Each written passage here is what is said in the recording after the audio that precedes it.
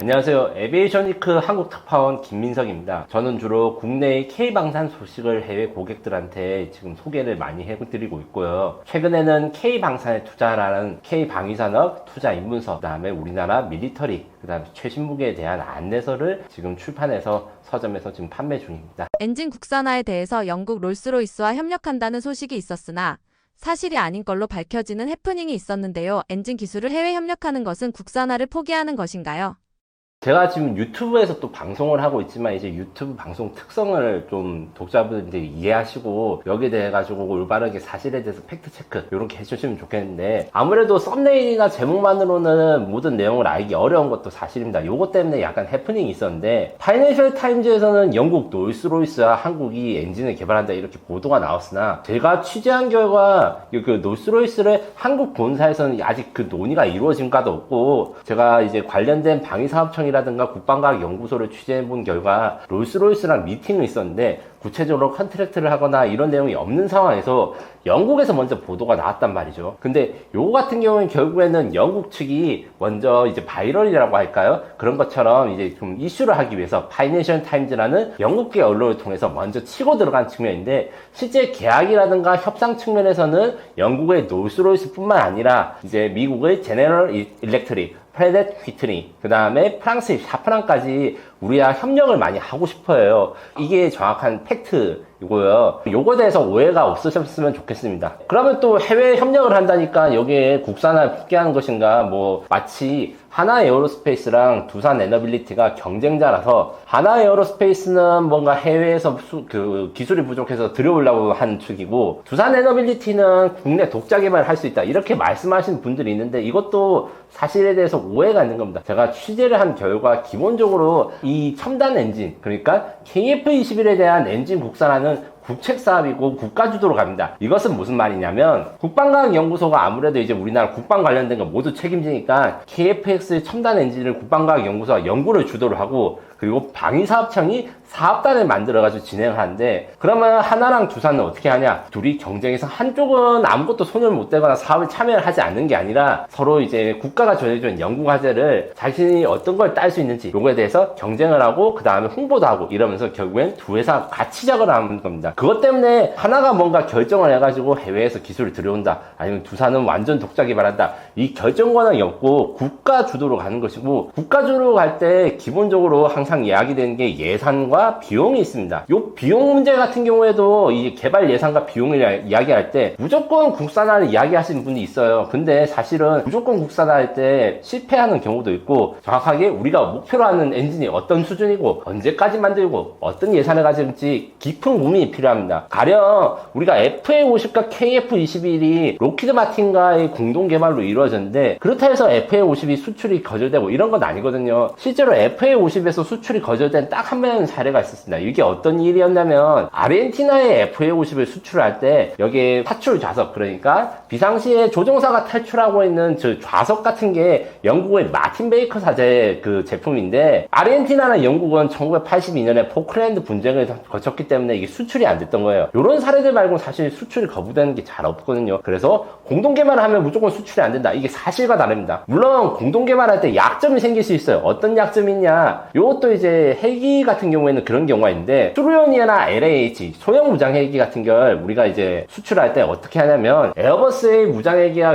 경쟁하게 되면 에어버스는 우리 수리온과 LAH를 공동 개발했기 때문에 우리 헬기에 대해서 어떻게 공부를 했고 개발했는지에 대한 정보가 다 알고 있어요. 그래서 같은 제품을 파는 시점에서 이제 기술 이전을 하면 수출 시장에서는 이게 어려울 수 있어요. 상대방이 우리의 경쟁자면서 우리의 스승이기도 하니까요. 그렇기 때문에 엔진 국산화가 반드시 필요하지만 부족 기술을 확보하는 게 중요하고, 이 확보를 할 때 어떤 방식으로 하느냐, 어떻게 해서 우리 이익을 극대화하느냐가 중요합니다. 가령 우리가 지금 이야기하는 KF21 엔진 국산화는 제너럴 일렉트릭의 F414 엔진이라는 건데, 이게 1990년대 나온 엔진이거든요. 요게 대해서 만약에 이제 국산화를 하고 이제 공동 개발했을 때, 미국이 이런 거를 뭐 수출을 금지하거나 거냐 아니면 경쟁 제품을 또 만들겠냐 이런 확률이 많지 않기 때문에 RSP 혹은 이제 공동 개발의 형식으로 이야기를 합니다. 그래서 제가 RSP를 항상 강조하는 거는 두 개가 있습니다. 우리나라가 엔진 국산화를 하는 이유는 뭐라고 생각하십니까? 원래 국산화라는 거는 요새는 이제 무기 제약은 거의 이런 게 없어요. 삼성 핸드폰에 삼성 CPU보다 더 좋은 퀄컴 CPU가 있으면 그걸 넣는 게 당연한 세상이잖아요. 하지만 무기 체계는 유지 보수, 운영, 그 다음에 전시에 활용될 수 있는가 요거 때문에 국산 제품이 중요한 것이고 첫 번째로, 두 번째로 수출 규제를 피할 수 있는 제품, 그러니까 요 제품을 만들었는데 이제 수출이 안 된다, 이게 수출 승인 만들기 어렵다 이런 것인데, 엔진 같은 경우에는 이 RSP나 혹은 공동 개발을 사용해서 수출 승인이 충분히 나올 수 있는 사례가 과거에도 있었고, 이것 때문에 RSP 하는 게 굉장히 중요하다 이렇게 말씀드릴 수 있습니다. 또한 우리가 지금 엔진 국산의 목적을 생각할 때 우리가 항공 우주 산업, 그 중에서도 항공기 엔진 사업에 대해서 우리가 마치 지금의 조선이라든가 원자력 혹은 이제 자동차 산업과 같은 새로운 신산업으로 발전시켜야 될 필요성이 있기 때문에 하는 거예요. 지금 이야기되는 KF21 엔진 국산화 몇 대 만들지 정해지는지 혹시 아세요? 한 대도 없습니다. 왜 그런 일이냐? 지금 KF21은 120대가 다 미국산 엔진을 사기로 확정됐고, 그 이후 물량에 대해서 미확정인데, 그 미확정인 물량에 대해서 국산 엔진을 만들기 때문에 이 국산 엔진은 이 사업 자체로만 볼 게 아니라 이 사업 과정에서 해외 파트너들과 어떻게 협력을 하느냐, 그래서 협력 기반이 어떻게 되냐,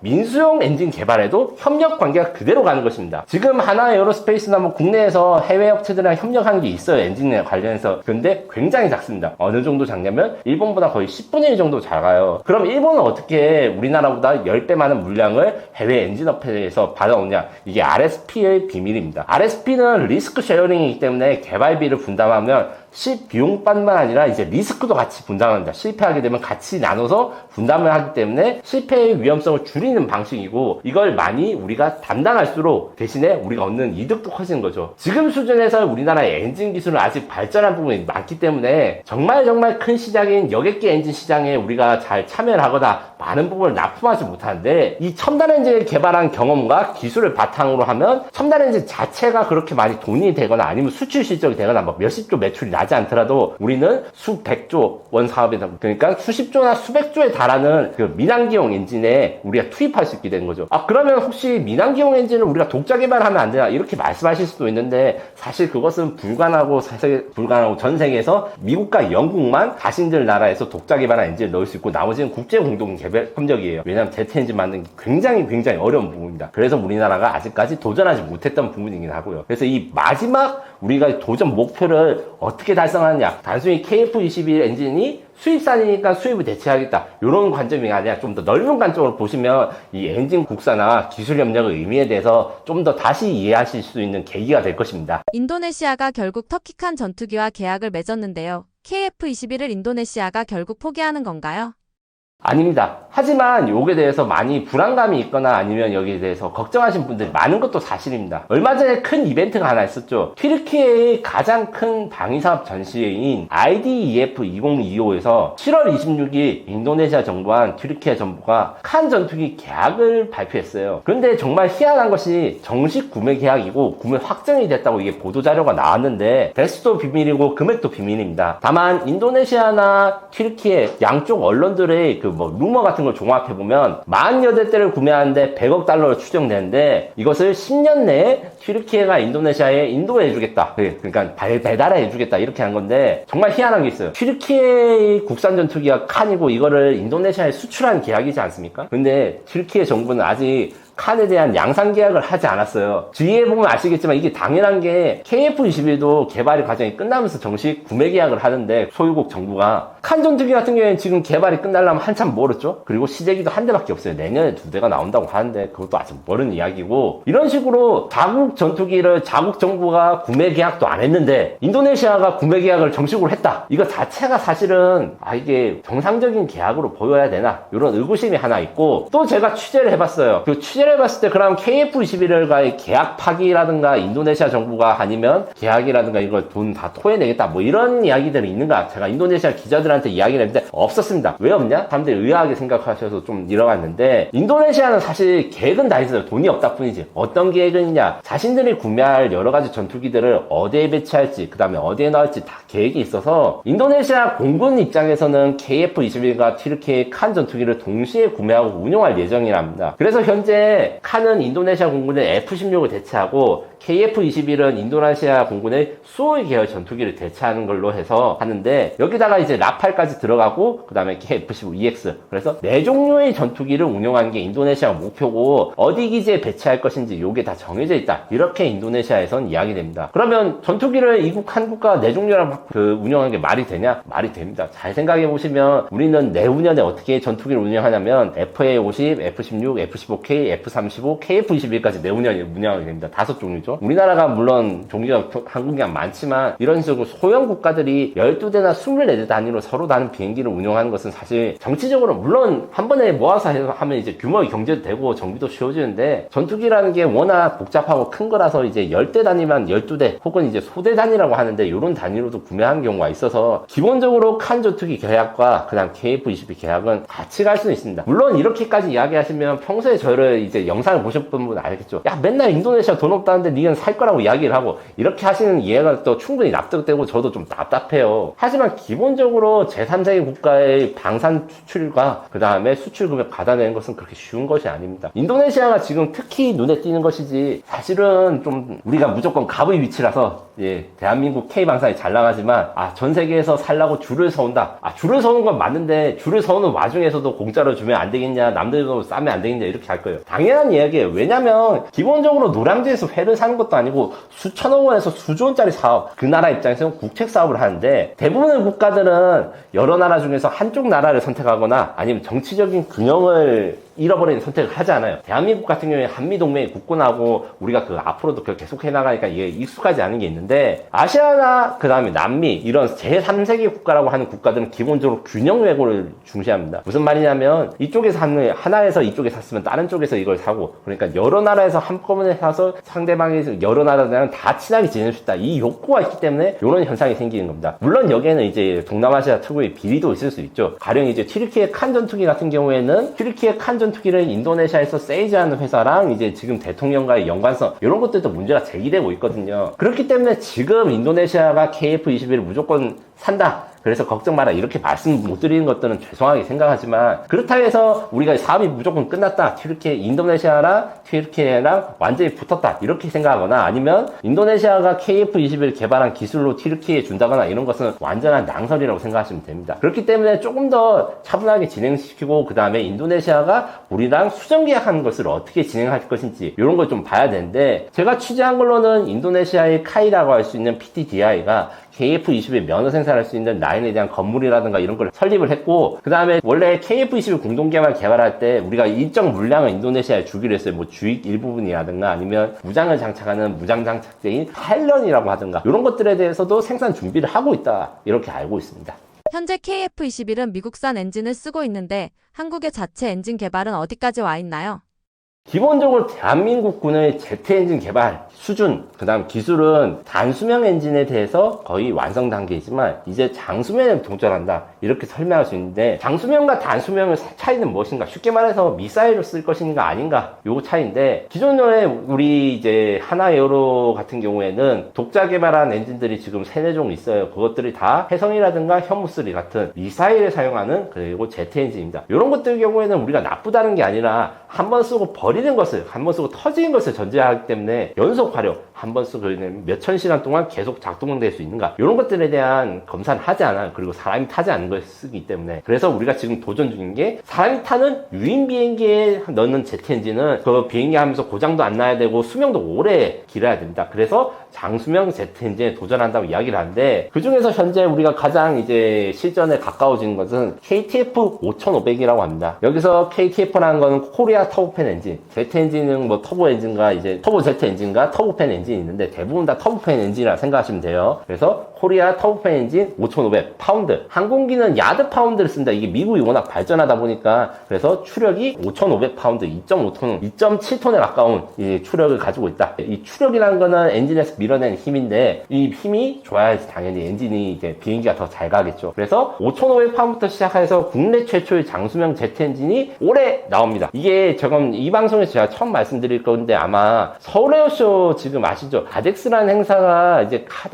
킨텍스 킨텍스에서 열립니다. 킨텍스 지상 전시에서 이제 KTF 5500의 완성 버전이 지금 전시될 가능성이 매우 높습니다. 그럼 우리가 이제 10월 달쯤에 이제 킨텍스에 가면 우리나라 최초의 장수명 제트 엔진을 볼 수 있게 되는 거죠. 이 엔진 같은 경우에는 로어스라고 하는 비행기에 탑재되는데, 로어스는 국방과학연구소 주도로 개발되는 무인 편대기라고 합니다. 쉽게 말해가지고 유인기랑 같이 가는 무인기인데, 요거에 대해서는 뒤에서 자세히 설명드리겠습니다. 거기에 최초로 탑재될 예정입니다. 다음으로 이야기할 것은 KTF 1만입니다. 앞에서 말씀드렸듯이 KTF 5500 같은 경우에는 추력이 5500, 그 다음 KTF 1만 같은 경우에는 1만 파운드 제트 엔진입니다. 이것은 원래 스텔스 무인 공격기라 해가지고 그 로어스랑 비슷한데 더 스텔스한 가오리 같이 생긴, 뭐 흔히들 가오리 X 뭐 이렇게 이야기를 하던 비행기가 있었어요. 이게 지금 현재는 개발이 일단 잠정 중단됐는데, 여기에 사용될 수 있는 로어스보다 더 큰 무인기에 사용할 제트 엔진으로 개발됐는데, 현재 계획가에서는 아마 이제 다시 부활할 가능성도 있다고 봅니다. 그래서 5,500파운드를 이게 확대한, 이거는 이제 같이 설계됐는데 5,500파운드 먼저 만들고 그 다음에 이걸 성능을 더 높인 걸 만들게 됩니다. 마지막으로 이야기할 게 KTF 16000 16,000인데, 이게 앞서 말씀드린 국산 이제 첨단 엔진이라고 불리는 KF21 EX의 버전에 장착 가능한 엔진입니다. 국방과학연구소랑 방위사업청 주도로 하나 두산이 공동으로 개발하게 되는데, 현재의 개발 스케줄은 확정이 되지 않았으나 여러 가지 안이 있어요. 그 중에서 제일 합리적인 안은 이제 국제 공동 개발로 했을 때는 7년의 시간에 3.5조, 그러니까 3조 5천억 원의 예산을 들여가지고 만들 수 있을 것 같아. 이런데 이 KTX 16,000 같은 경우에는 KTX 10,000이랑 5,500과 전혀 다릅니다. 그게 코어라고 해서 엔진은 이제 여러 가지 팬들이 들어가 있는데, 여기서부터는 한 단계 업그레이드해서 최신형 전투기랑 비슷한, 그리고 처음으로 사람이 타는 비행기 타는 엔진인데, 이게 지금 만들어지면 KF21에 장착돼서 시험을 할 거예요. 어떤 식으로 하냐면 F414, 그러니까 미국제 엔진과 이제 KTF 16,000을 같이 KF21을 탑재합니다. 왜냐하면 KF21은 쌍발 엔진이기 때문에 한쪽은 미국 엔진을 달고 한쪽은 신형 개발 엔진을 달아서 비행 시험을 하면, 만약에 개발 도중에 뭔가 고장이 나서 우리 국산 엔진이 뭐 오류가 났거나 아니면 뭔가 문제가 생겨도 남은 신뢰성 있는 미국 엔진 사용해가지고 무사히 임무를 종료하고, 이런 개념으로 시험 비행을 하면서 이제 검증될 예정입니다. 최근 KF21 20대 추가 양산 계약이 체결됐는데, 이 계약은 어떤 의미를 갖고 있나요? KF21은 120대를 생산하는 계획입니다. 원래 그 120대는 원래 블록 1과 블록 2로 나누어져 있는데, 블록 1이라는 거는 에어2예요. 그러니까 공중전을 할 수 있는 능력, 그 다음에 블록 2는 에어2 그라운드, 그러니까 지상 표적을 공격할 수 있는 능력. 이 지상 표적을 공격하는 게 조금 더 난이도가 늘어나고 소프트웨어 코드 수도 많아서, 공중전부터 먼저 40대 개발하고 그 다음에 양산을 한 다음에 그 다음 후속 양산 80대는 공대지 능력까지 합쳐서 하자, 이렇게 했다가 이제 카이다 한국국방연구원이 40대를 한 번에 초도 양산 계약하는 것이 문제가 있다. 원래는 그래서 어떻게 하자면 40대를 나눠서 12대에서 10대 정도를 4번, 3번 정도 나눠서 계약을 해야 된다. 그래서 생산을 할 때마다 이게 문제가 생기는지 아니면 추락하는지 이런 걸 보고 한번 계약을 다시 해야 된다는데, 이 방산 계약이라는 게 그냥 자동차 사는 거로 생각하시면 안 됩니다. 왜냐면 잘 생각해 보시면 KF21 가격이 1,000억 원이죠? 부품이 20만 개가 넘습니다. 가장 복잡한 부품이다 보니까 여기 계약하는 것 자체가 엄청나게 두껍습니다. 그거를 다시 리뷰하고 검사하고 검증하고, 이 가격을 산정하는 것만 해도 몇 억의 비용이 들어요. 원가 검증이라는 항목이 굉장히 복잡합니다. 그래서 계약을 많이 하면 할수록 그냥 한 번에 계약하는 것보다 비용도 늘어나고 시간도 늘어나요. 왜냐? 계약서 검토를 해야 되니까. 그렇기 때문에 40대 양산 계약을 이제 10대씩 나눠서 이거 하는 건 도저히 받아들일 수 없어서, 여기에 대해서 이제 20대로 나눠서 작년에 20대, 올해 20대 이렇게 계약하고 했는데, 이때 조건이 작년에 20대 계약했을 때 다음번에 그 1년간 시간 동안 뭔가 문제가 생기면 다음번 계약은 취소될 수도 있는데, 이번에 전혀 문제없이 계약되었다. 그리고 그 계약된 이유는 KF21은 원래 2,000회 이상의 소티, 그러니까 시험 비행이 필요한데, 그 중에서 작년 11월에 이미 1,000회 이상의 시험 비행이 아주 문제없이 갔어요. 그래서 남은 1,000회가 작년 11월부터 내년 말까지 진행되는데, 이렇기 때문에 카이 입장에서는 굳이 나눠서 할 필요가 없는데 그 비용만 더 들고 시간만 더 들게 됐다, 이렇게 불평을 하는데, 이게 맞는 이용입니다. 근데 카이다라는 한국국방연구원은 기본적으로 우리나라 방위사업이 계약과 개발이 잘 되고 있는가, 이것을 중간에 평가하고 잘 안 되고 있는 사업들에 대해서는 왜 잘 안 되고 있는지 분석한 다음에 개선 방안을 내놓습니다. 이렇기 때문에 이 리스크를 분산하기 위해서 선택한 거지만, 사실 지금 생각해보면 잘못된 것이고요. 다만 이게 아주 원활하게 개발이 되었기 때문에 추가 양산 계약이 무사히 체결되었다. 그래서 다음번에 블록2 80대 계약은 한 번에 했으면 좋겠는데, 요게 또 미국 스타일로 가는 그 12대씩 계약하는 걸로 하면 또 부대 비용이 늘어나거나 양산이 또 늦어지겠죠. 요건 좀 걱정이 되는데, 개인적으로는 꼭 80대 계약을 한 번에 했으면 좋겠습니다. 폴란드 공군사령관이 직접 방한해 KF-21을 시승하기까지 했다고 하는데 왜 폴란드는 한국 전투기에 이렇게 적극적인가요? 폴란드는 원래 한국 공군의 FA-50이나 KF-21에 관심이 없었습니다. 이게 원래라는 건 어떤 기준이냐? 우크라이나 전쟁 이전에는 사실 신경도 안 썼어요. 신경도 안 썼다고 하니까 약간 자존심이 상할 분도 계시는데 이게 명확합니다. 기본적으로 지금 폴란드 공군사령관이 방한해서 KF-21을 탑승한 다음에 따봉 날리고 정말 좋다고 하셨거든요. 근데 그분 자체가 군 생활을 어떻게 시작했냐? 폴란드 최초의 F-16 조종사입니다. 그래서 거기에서 F-16 인수조종사의 경력을 살려가지고 지금 현재 이제 투스타까지 가셨는데, 그래서 폴란드는 원래 수십 년 동안 바르샤바 조약기구의 일원으로서 구소련제 전투기 뭐 수호이 7이라든가 미그 29 같은 거 몰았다가 F-16을 보니까 너무 좋은 거예요. 이게 서방 측 전투기를 처음 타보니까. 그래서 미국 전투기가 좋아서 F-35도 구매를 하고 미국자만 원래 도배를 할 생각이었는데, 이제 우크라이나 전쟁이 이 모든 것을 바꿔버렸죠. FA-50 같은 경우에는 F-16을 급하게 구할 수가 없기 때문에 개필러라는 것은 이 틈을 메운다는 의미로 급하게 도입한다, 이런 의미로 했는데, 요걸 F-16을 도입했을 때 처음에 그래서 걱정도 많았어요. F-16보다 작고 전투 능력이 더 부족한데 이걸 왜 하냐, 이런 식으로 비판하는 분도 있었고, 실제로 이제 EGI라든가 이런 한급 장비, 그러니까 미국이 공급해야 되는 부품들이 폴란드에 배달이 늦어져가지고 폴란드 언론에서 이 한국 거 사지 말랬잖아 막 이런 비판용도 있고, 제가 그에 싸우고 그랬어요. 그런데 이게 다 지금 다 해결이 돼가지고 정상적으로 작동하는 거야. 그리고 그 해결 과정에서 그냥 가만히 있어서 해결된 게 아닙니다. 우리 카이가 현지 사무소에 있는 분들이 정말 열심히 노력을 해가지고 이 문제라든가 이 KF-21이 제대로 비행할 수 있게 이렇게 잘 지원을 해줬고, 그거를 봤어요. 거기에서 일단 2차로 감동을 먹은 게 하나 있습니다. 그냥 감동해서 끝난 이야기가 아닙니다. 그리고 미국이 지금 우리나라를 어떻게 보면 도와주는 사건이 있어요. 무슨 사건이 있냐? F-16 업그레이드 사업이 있습니다. F-16 업그레이드는 어떤 거냐면, F-16이 4세대 전투기인데 이거를 A사 레이더라든가 이런 걸 달아서 4.5세대 전투기를 다는 것입니다. 이게 F-16 V 버전 바이퍼라고 하는데, 대한민국 공군의 KF-16도 이 업그레이드 패키지를 하거든요. 폴란드도 똑같이 F-16을 좋아한다고 제가 말씀드렸잖아요. 그래서 업그레이드를 한다 했는데 이게 문제가 됐습니다. 48대를 업그레이드 하는데 비용이 얼마였더라? 73억 달러? 73억 달러가 아마 9조 원이 대한민국 넣을 거예요. 9조 원이 A림도 알고, 기존에 있는 F-16이 아무리 좋은 전투기라도 첫 비행을 한 지가 지금 40년이 넘은 비행기고, 멋있지만 이거를 업그레이드 해가지고 한 20년이나 더 쓸까요? 그런데 한국 돈은 9조 원을 쓴다니까 폴란드에서는 난리가 났습니다. 이렇게 많은 비용을 들여야 될 필요가 있는가? 그리고 이거를 빨리 해주는 것도 아니다. 이 48대를 개조하는데 4, 5년 이상 걸리고 납기도 늦어요. 그래서 지금 무슨 이야기가 나오느냐? KF-21이 부상되고 있다. 왜? KF-16을 업그레이드하는 비용으로 완전 새 거 30년 이상 운영할 수 있는, 그리고 세미 스텔스 우산 전투기인 KF-21 90대 가까이 신규 구매가 가능한데, 이걸 F-16 업그레이드를 하지 말고 KF-21을 사자, 요런 여론이 실제로 많이 이야기되고 있어요. 그리고 요거에 대해서 아직 폴란드 정부가 정치적으로 답은 내놓지 않고 여기서 고민이 많은데, 우리가 잘 설득을 한다면 이 F-16 업그레이드에 대한 73억 달러를 우리가 다 먹지 못하더라도 그래도 몇 조 원치는 KF-21을 살 수 있지 않을까, 저는 개인적으로 생각하고, 저는 그 사천 에어쇼라 해가지고 서울 에어쇼 말고 카이 공장 근처에서 이제 에어쇼를 할 때 KF-21이 전시되는 거를 막 찍고 있었을 때 폴란드에서 무관분들 오셔가지고 잠깐 이야기를 나눈 적이 있습니다. 그때 약간 반동답으로 인도네시아 국기 거꾸로 하면 폴란드인데 너네들 살 생각이 없냐니까, 그때 당시만 해도 잘 비행하고 멋있긴 한데 이번에 우리가 잘 보고를 해주겠다 했는데, 그때 비행을 아주 잘 했거든요. 아마 보고가 잘 됐고 지금도 마케팅이 됐을 거라고 생각이 들지만, 여기에 사업화가 되기는 아직 몇 년, 그러니까 내년이나 내후년에선 좀 지켜봐야 된다, 이렇게 말씀드릴 수 있습니다. 인도네시아가 전투기 사종을 앞으로 운용하게 되는데 문제는 없을까요? 한국이 인도네시아랑 다시 거래를 해야 하는지 불만이 많은데 어떻게 생각하시나요? 인도네시아의 거래만큼 우리가 사실 어려운 고객들 정말 많습니다. 이라크도 어렵고, 이집트도 어렵고, 루마니아 같은 경우에도 이제 좀 많이 노력이 필요하고, 호주도 굉장히 까탈스러웠어요.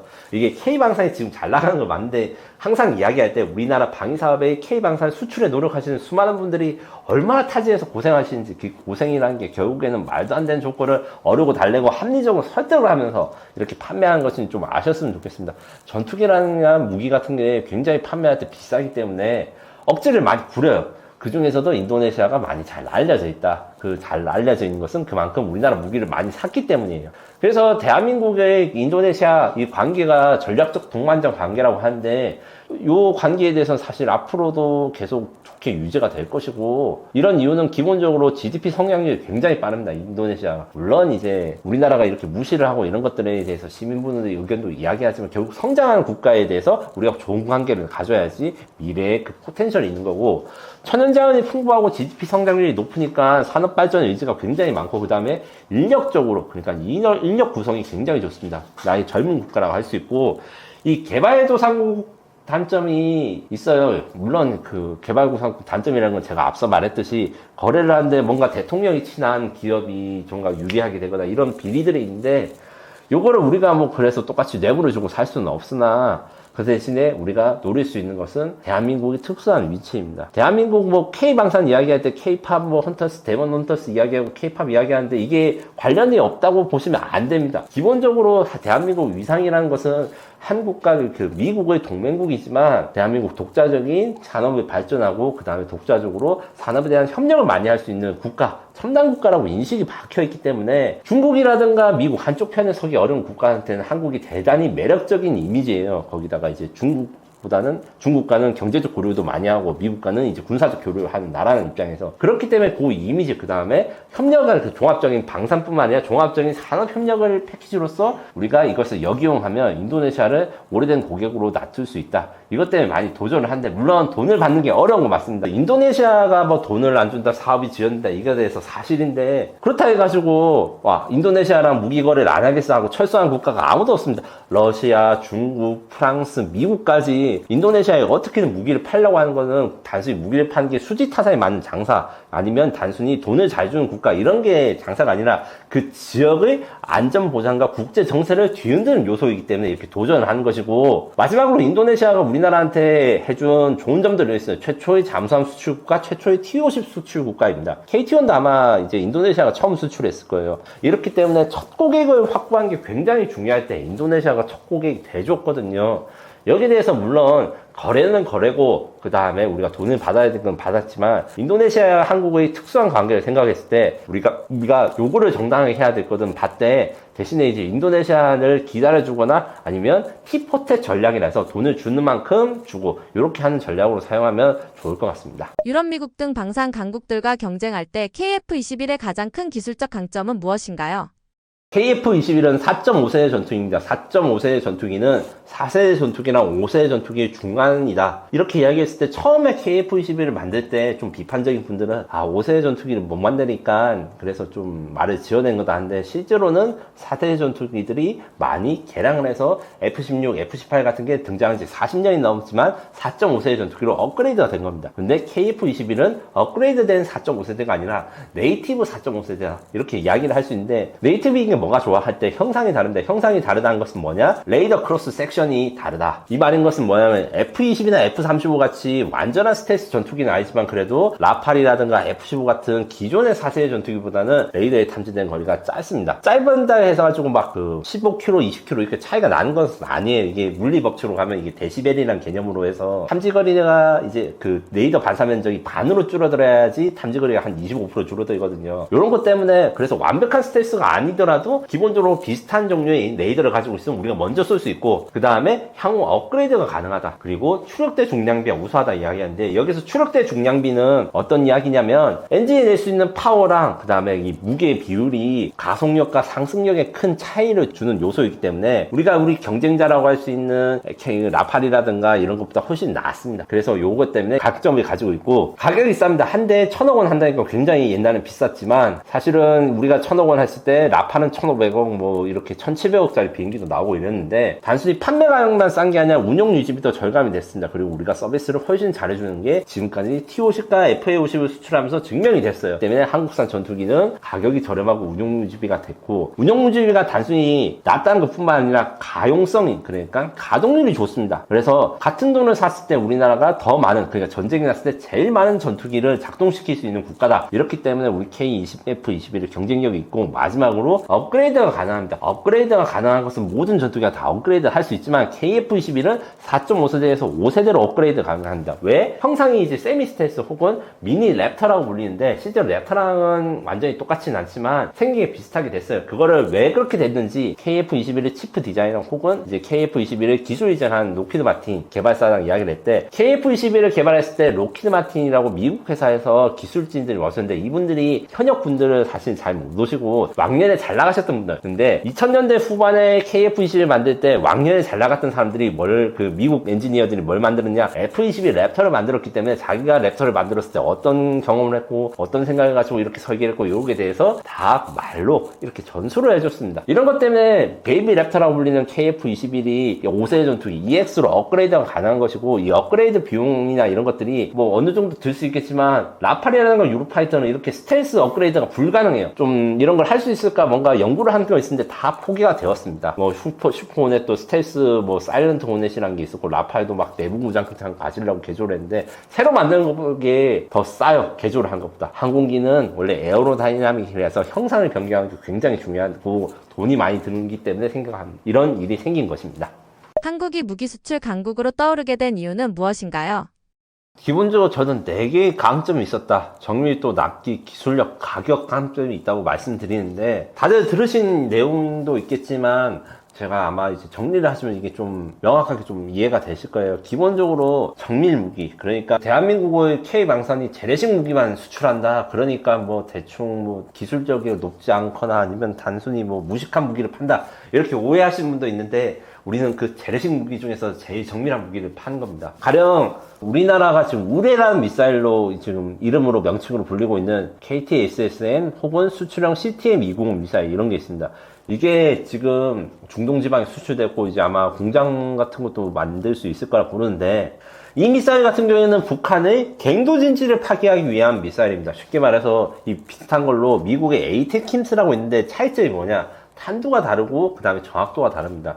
똑같은 미국의 군용 GPS를 쓰지만 우리가 워낙 잘 만들었기 때문에 시험 사격을 했을 때 어떻게 됐냐? 표적실에 딱 들어놓고 이제 미사일 명중된 거 카메라 찍는데 정확도가 미터급 이하 정확도가 났습니다. 지금 유튜브에서 검색하시면 아마 보신 분도 있을 건데 이게 물론 항상 미터급 이하 그러니까 엄청 1m 이상의 그 엄청 정밀한 정밀도로 표적을 명중할 수 있는 건 상황에 따라 다를 수 있고 이거 확률이지만 이런 시험 사격에서 이 정도의 성과가 나왔다는 건 우리가 정밀도에 대해서 얼마나 집중을 하는가.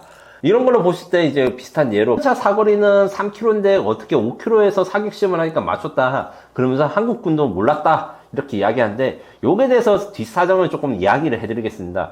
요건 어떻게 되냐면 한국군이 K2 전차의 사거리를 3km까지만 요구한 것은 사실입니다. 이것은 대한민국이 산악지역이 많고 한반도에서 3km 이상의 전차전이 일어날 일이 없기 때문에 3km 교전거리 만들었지만 개발을 하면서 현대 위하가 120mm 활강포를 만들거나 사격 통제 장비를 할 때 초정밀 장비를 만들다 보니까 일단 기본적으로 성능이 높았고 여기다가 K2 전차의 첫 수출국인 튀르키예가 K2 전차에 대해서 부품을 수출했을 때 야 너네들 키로까지 맞춰본 적 있어? 이렇게 물어본 적 있어요. 그래서 우리가 없다고 하니까 여기서 그 수출이 안 될 뻔했는데 우리가 K2 전차의 그 포나 이런 거에 튀르키예로 가가지고 5km 사격을 실제로 진행한 적이 과거에 있었습니다. 그리고 거기서 명중을 해서 튀르키예 수출됐기 때문에 K2 전차가 의도하지 않았는데 5km밖에 표적을 맞췄다. 이것은 사실은 약간 방사를 잘 모르시거나 아니면 그 시청자분들 낚으려고 좀 조작을 한 거고 실제로 K2 전차는 이런 과정을 해서 군 요구 성능 그 다음에 수출을 하면서 계속 성능이 나아지면서 정밀도가 높아져서 5km의 원거리 표적을 공격해서 파괴한 것은 당연한 일이었다. 이런 것들이 K9 자주포라든가 아니면 K239 천무에서 비슷하게 일어났습니다. 납기 이야기를 했는데 앞서 만약 그 1, 2, 3부에서 제 방송을 다 보신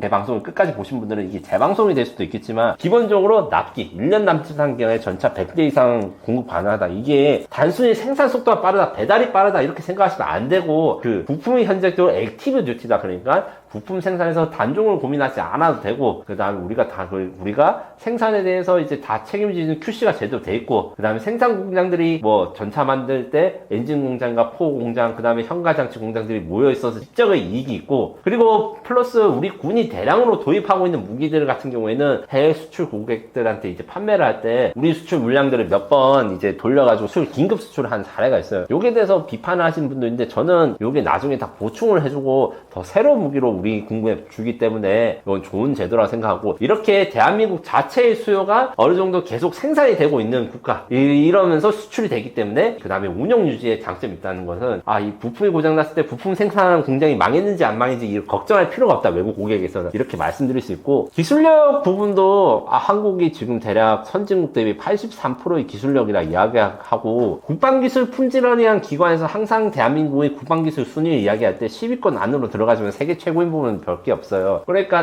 뭐 프랑스, 영국, 독일, 미국보다 밀리는데 한국 K방산 기술이 뭐 아무것도 없다 이렇게 깎아내리신 분들은 대단히 오해를 하는 겁니다. 모든 분야에서 그런 최고가 아니다 뿐이지, 기본적으로 우리 생존 욕구에 관련된 내용, 그 다음에 수출 경쟁력 향상을 위한 내용, 무엇보다 전차나 이런 장갑차, 이런 여러 가지 복잡한 부품이 들어간 무기들을 통합하고 만드는 능력은 우리가 자랑해도 될 만하다. 예를 들자면, 기본적으로 앞서 말한 정밀도 이야기할 때 그 CTM290 이야기를 했는데, 여기 한국판 ATACMS라 했지만 ATACMS랑 가장 다른 부분이 뭐였냐면 탄도가 다릅니다.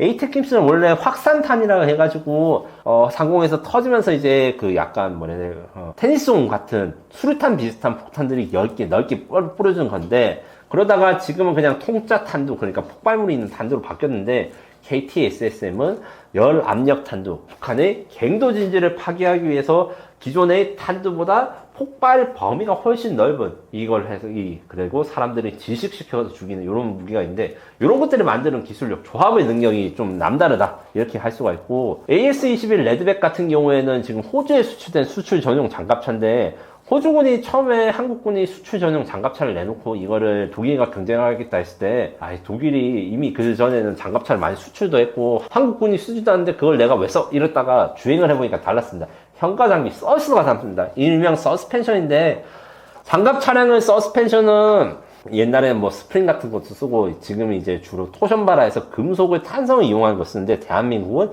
유기압 현수 장치를 씁니다. 유기압 현수 장치 중에서도 가장 발전된 ISU라는 걸 쓰는데, 이 현수 장치가 토션바, 그러니까 금속을 사용해가지고 그 충격을 흡수하는 것보다 훨씬 더 유압을 사용하는 게 좋으니까, 승차감이 좋다. 전차가, 장갑차 승차감이 좋으면 뭐해? 내 승용차도 아닌데, 이렇게 생각하시면 안 됩니다.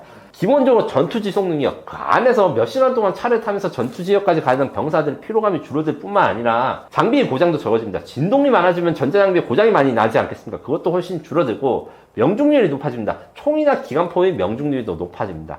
이렇기 때문에 이런 현가 장비나 이런 우수한 기술들이 그 해외의 그 경쟁 제품보다 나아가지고 수출된 것이 맞습니다.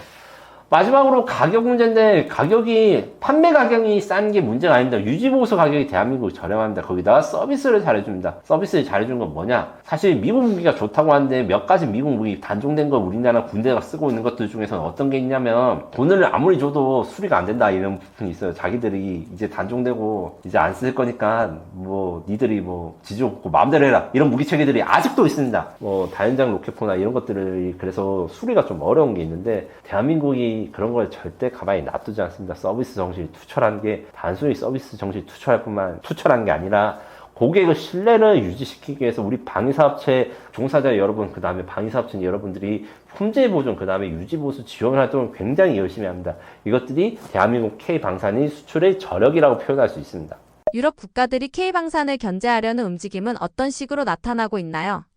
국가들을 하나의 단체로 보면 안 됩니다. 하지만 정말 질투가 많은 국가가 있습니다. 프랑스가 그것인데, 기본적으로 KF-22 수출의 가장 큰 라이벌이 프랑스 나팔이기도 하고, 그래서 나팔 전투가 더 좋고 프랑스 그 KF-22 사지 말라 이런 데도 있고, 유럽에 수출하는 것도 좀 마닥차나해요. 그래서 프랑스, 독일, 영국 같은 이 유럽 국가, 영국은 유럽은 아니지만 미국 국가들이 유럽산 무기를 사야 되는데 왜 미국산 무기를 사냐, 프랑스나 독일 같은 국가들은 왜 유럽산 무기를 안 사냐고 동유럽 국가나 아니면 남부 유럽 국가한테 다 이야기를 대놓고 합니다. 실제로 이제 유튜브 같은 거 검색하시면 마크롱 프랑스 대통령이 직접적으로 한국산이나 미국산 무기를 사지 말자고 EU에서 연설한 쇼츠가 돌아다닙니다. 전 합성인 줄 알았는데 진짜 그렇더라고요. 게다가 EU의 방위사업 기금이 우크라이나 전쟁 이후에 유럽의 재무장을 위해 쓰이고 있는데, 이거는 유럽산 무기로 무장을 해야 된다는 조건이 있습니다. 그래서 사실상 독일, 프랑스가 돈을 대지만 독일, 프랑스의 방산업체가 돈을 따먹는 구조로 이렇게 이렇게 견제를 하는데 여기에 대해서 구체적인 내용을 알 수 있는 경험이 하나 있었어요. 지난 2025년 5월 달에 부산에서는 마덱스라고 하는 해양 방산 전시회가 있고 제가 방산 전시회를 다 돌아다니는데 거기서 프랑스의 어떤 연구자분을 만나뵐 수 있었습니다. 그분이 저한테 링크드인으로 연락을 와가지고 한국 K방산에 대해서 공부하고 싶다고 해서 여러 가지 이야기를 해주는데 그분은 이제 프랑스의 싱크탱크, 우리나라 지금 국방연구원 같은 데서 있는 박사님이시고, 뭐 저한테 뭐 알고 싶어서 물어봤다는데, 다 알고 있더라고요. 진짜 깜짝 놀랐습니다. 한국어를 하나도 할 줄 모르는데 공부를 열심히 해가지고 어떤 제품과 내용이 쓰인지 다 파악하고 계시는데 이게 거꾸로 이야기하면 우리는 사실 프랑스의 무기에 대해서 그렇게 다 분석하는 분들이 거의 없거든요. 프랑스가 얼마나 이 한국 방산에 대해서 위협을 느끼는지 알 수 있는 하나의 사례가 되었습니다. 물론 이제 만나서는 이제 친하게 이야기도 하고 잘 가르쳐 드리긴 했는데 저는 되게 무서웠어요. 나는 프랑스 무기에 대해서 이렇게 공부를 안 했는데 이런 것들 같은 경우에는 당연한 겁니다. 유럽은 기본적으로 식민지 기반으로 식민지가 지금 없지만 방위사업 상에서 세계 여러 나라의 식민지의 영향력을 유지한 나라고 그래서 방위사업이 전략사업이라는 걸 잘 인식하고 있는 나라입니다. 그리고 방산이 국내 수요보다 수출 수요가 더 많은 것으로 이미 30년 이상 고착된 거예요. 촬영 시간 기준으로 우리나라 방산업체들의 그 실적 발표가 나오는데 아주 뭐 수출 잘 된다 이렇게 말하는 업체들도 아직 방산 매출의 절대 다수는 국내 내수용입니다. 그런데 유럽은 달라요. 그렇기 때문에 유럽 방산 국가들의 위협과 경쟁은 현실적이고 굉장히 어려운 상황입니다. 이런 글로벌 흐름 속에서 K방산은 어떤 전략을 세워야 하나요? 저는 이 전략에 대해서 권역별 전략을 사용해야 된다 이렇게 실제로 다른 분들한테도 말씀도 드리고 저도 이제 연구를 하고 있는데 그래서 몇 가지 권역을 나눠서 설명을 드리겠습니다. 유럽은 K방산이 아니라 E방산이 돼야 됩니다. 유럽 방산처럼 돼야 됩니다. 무슨 말이냐면 이거 뜯어보니까 한국산이네 이런 느낌이 나도록 현지화에 굉장히 열심히 노력을 기울여야 됩니다. 이것을 잘하는 나라가 이스라엘입니다. 이스라엘은 아무래도 나라가 작으니까 기술력은 높지만 생산 능력이 높지 않기 때문에 유럽 방위사업체랑 같이 연관돼서 공동무기를 만들고 이런 것들에 대해서 경험이 아주 깊습니다. 가령 K239 천무 다연장 로켓포의 경쟁자인 PLUS라는 게 있는데 이게 이스라엘 업체랑 독일 업체가 합작해서 만든 겁니다. 이스라엘이 사실 쓰고 있는 로켓 기술을 유럽 업체에다 이식해가지고 유럽 메이커로 파는 거죠. 이런 식의 방식을 우리도 그대로 써야 되고 그 관점에서 우리가 유럽 현지화 버전 무기를 얼마나 만드는지가 중요합니다. 참고로 그 앞서 말했을 때 지금 EU 방위산업 기금 같은 게 유럽산 무기만 사야 된다 이렇게 했잖아요. 가령 얼마 전에 그 폴란드 2차 수출 같은 경우에는 그게 사용이 가능합니다. 왜냐? 폴란드에서 현지 생산하니까. 그리고 잠수함 같은 경우에도 폴란드에서 우리나라 현대조선이나 하나오션이 만든 잠수함이 채택되면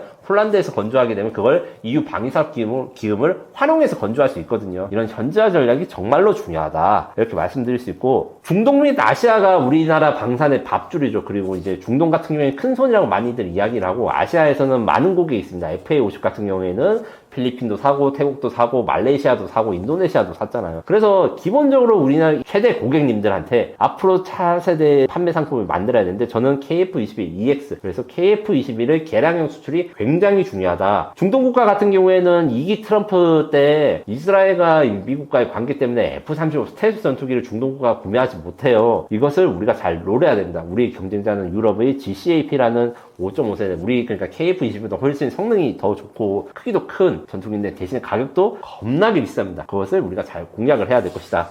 그리고 현지 무기 공장 건설이 굉장히 중요합니다. 유럽은 지금 현지화 무기를 만드는 게 중요하다면 중동은 그 무기를 쌓아놓는 공장 스택을 높이는 게 중요하기 때문에 현지 생산 공장 요구가 많고 실제로 어느 정도 우리가 지금 하고 있습니다. 그런데 이걸 더 노력을 해야 되고 이미 판매한 무기 업그레이드 사업을 진행해야 됩니다. 가령 천궁2를 팔았으면 천궁3도 팔아야 되고 LSM도 팔아야 되고 FA50을 팔았으면 FA50의 달 무기도 팔아야 됩니다. 지금 우리가 FA50 수출을 했을 때 사실 무장은 다 미국산 무장입니다. 제이담 유도폭탄, AIM, 넥스, 사이드와인더, 그리고 폴란드에는 암람 미사일 그런데 우리나라 지금 따로 이제 또 특집을 하면 실을 수 있겠지만 뭐 철용 공대지 미사일이라든가 이런 것들은 잘 알려져 있고 여기다가 이제 초음속 대함 미사일 같은 것도 FA50용으로 개발을 해놓고 있거든요. 그래서 FA50을 팔았으면 이제 비행기를 팔았으니까 이제 무기도 팔아야 된다. 국산화된 무장을 팔아가지고 하고 K9 같은 우리 뭐 K2 전차 이런 거 팔았을 때 뭐 신형4라든가 아니면 신형 포탄 같은 걸 팔아야 된다. 예를 들면 K9 자주포 구매한 국가들한테 우리나라 풍산이 개발하고 있는 램제트탄 같은 걸 수출할 수 있습니다. 포탄은 기본적으로 추진체가 없다가 RAP라고 하고 로켓 추진체가 있다가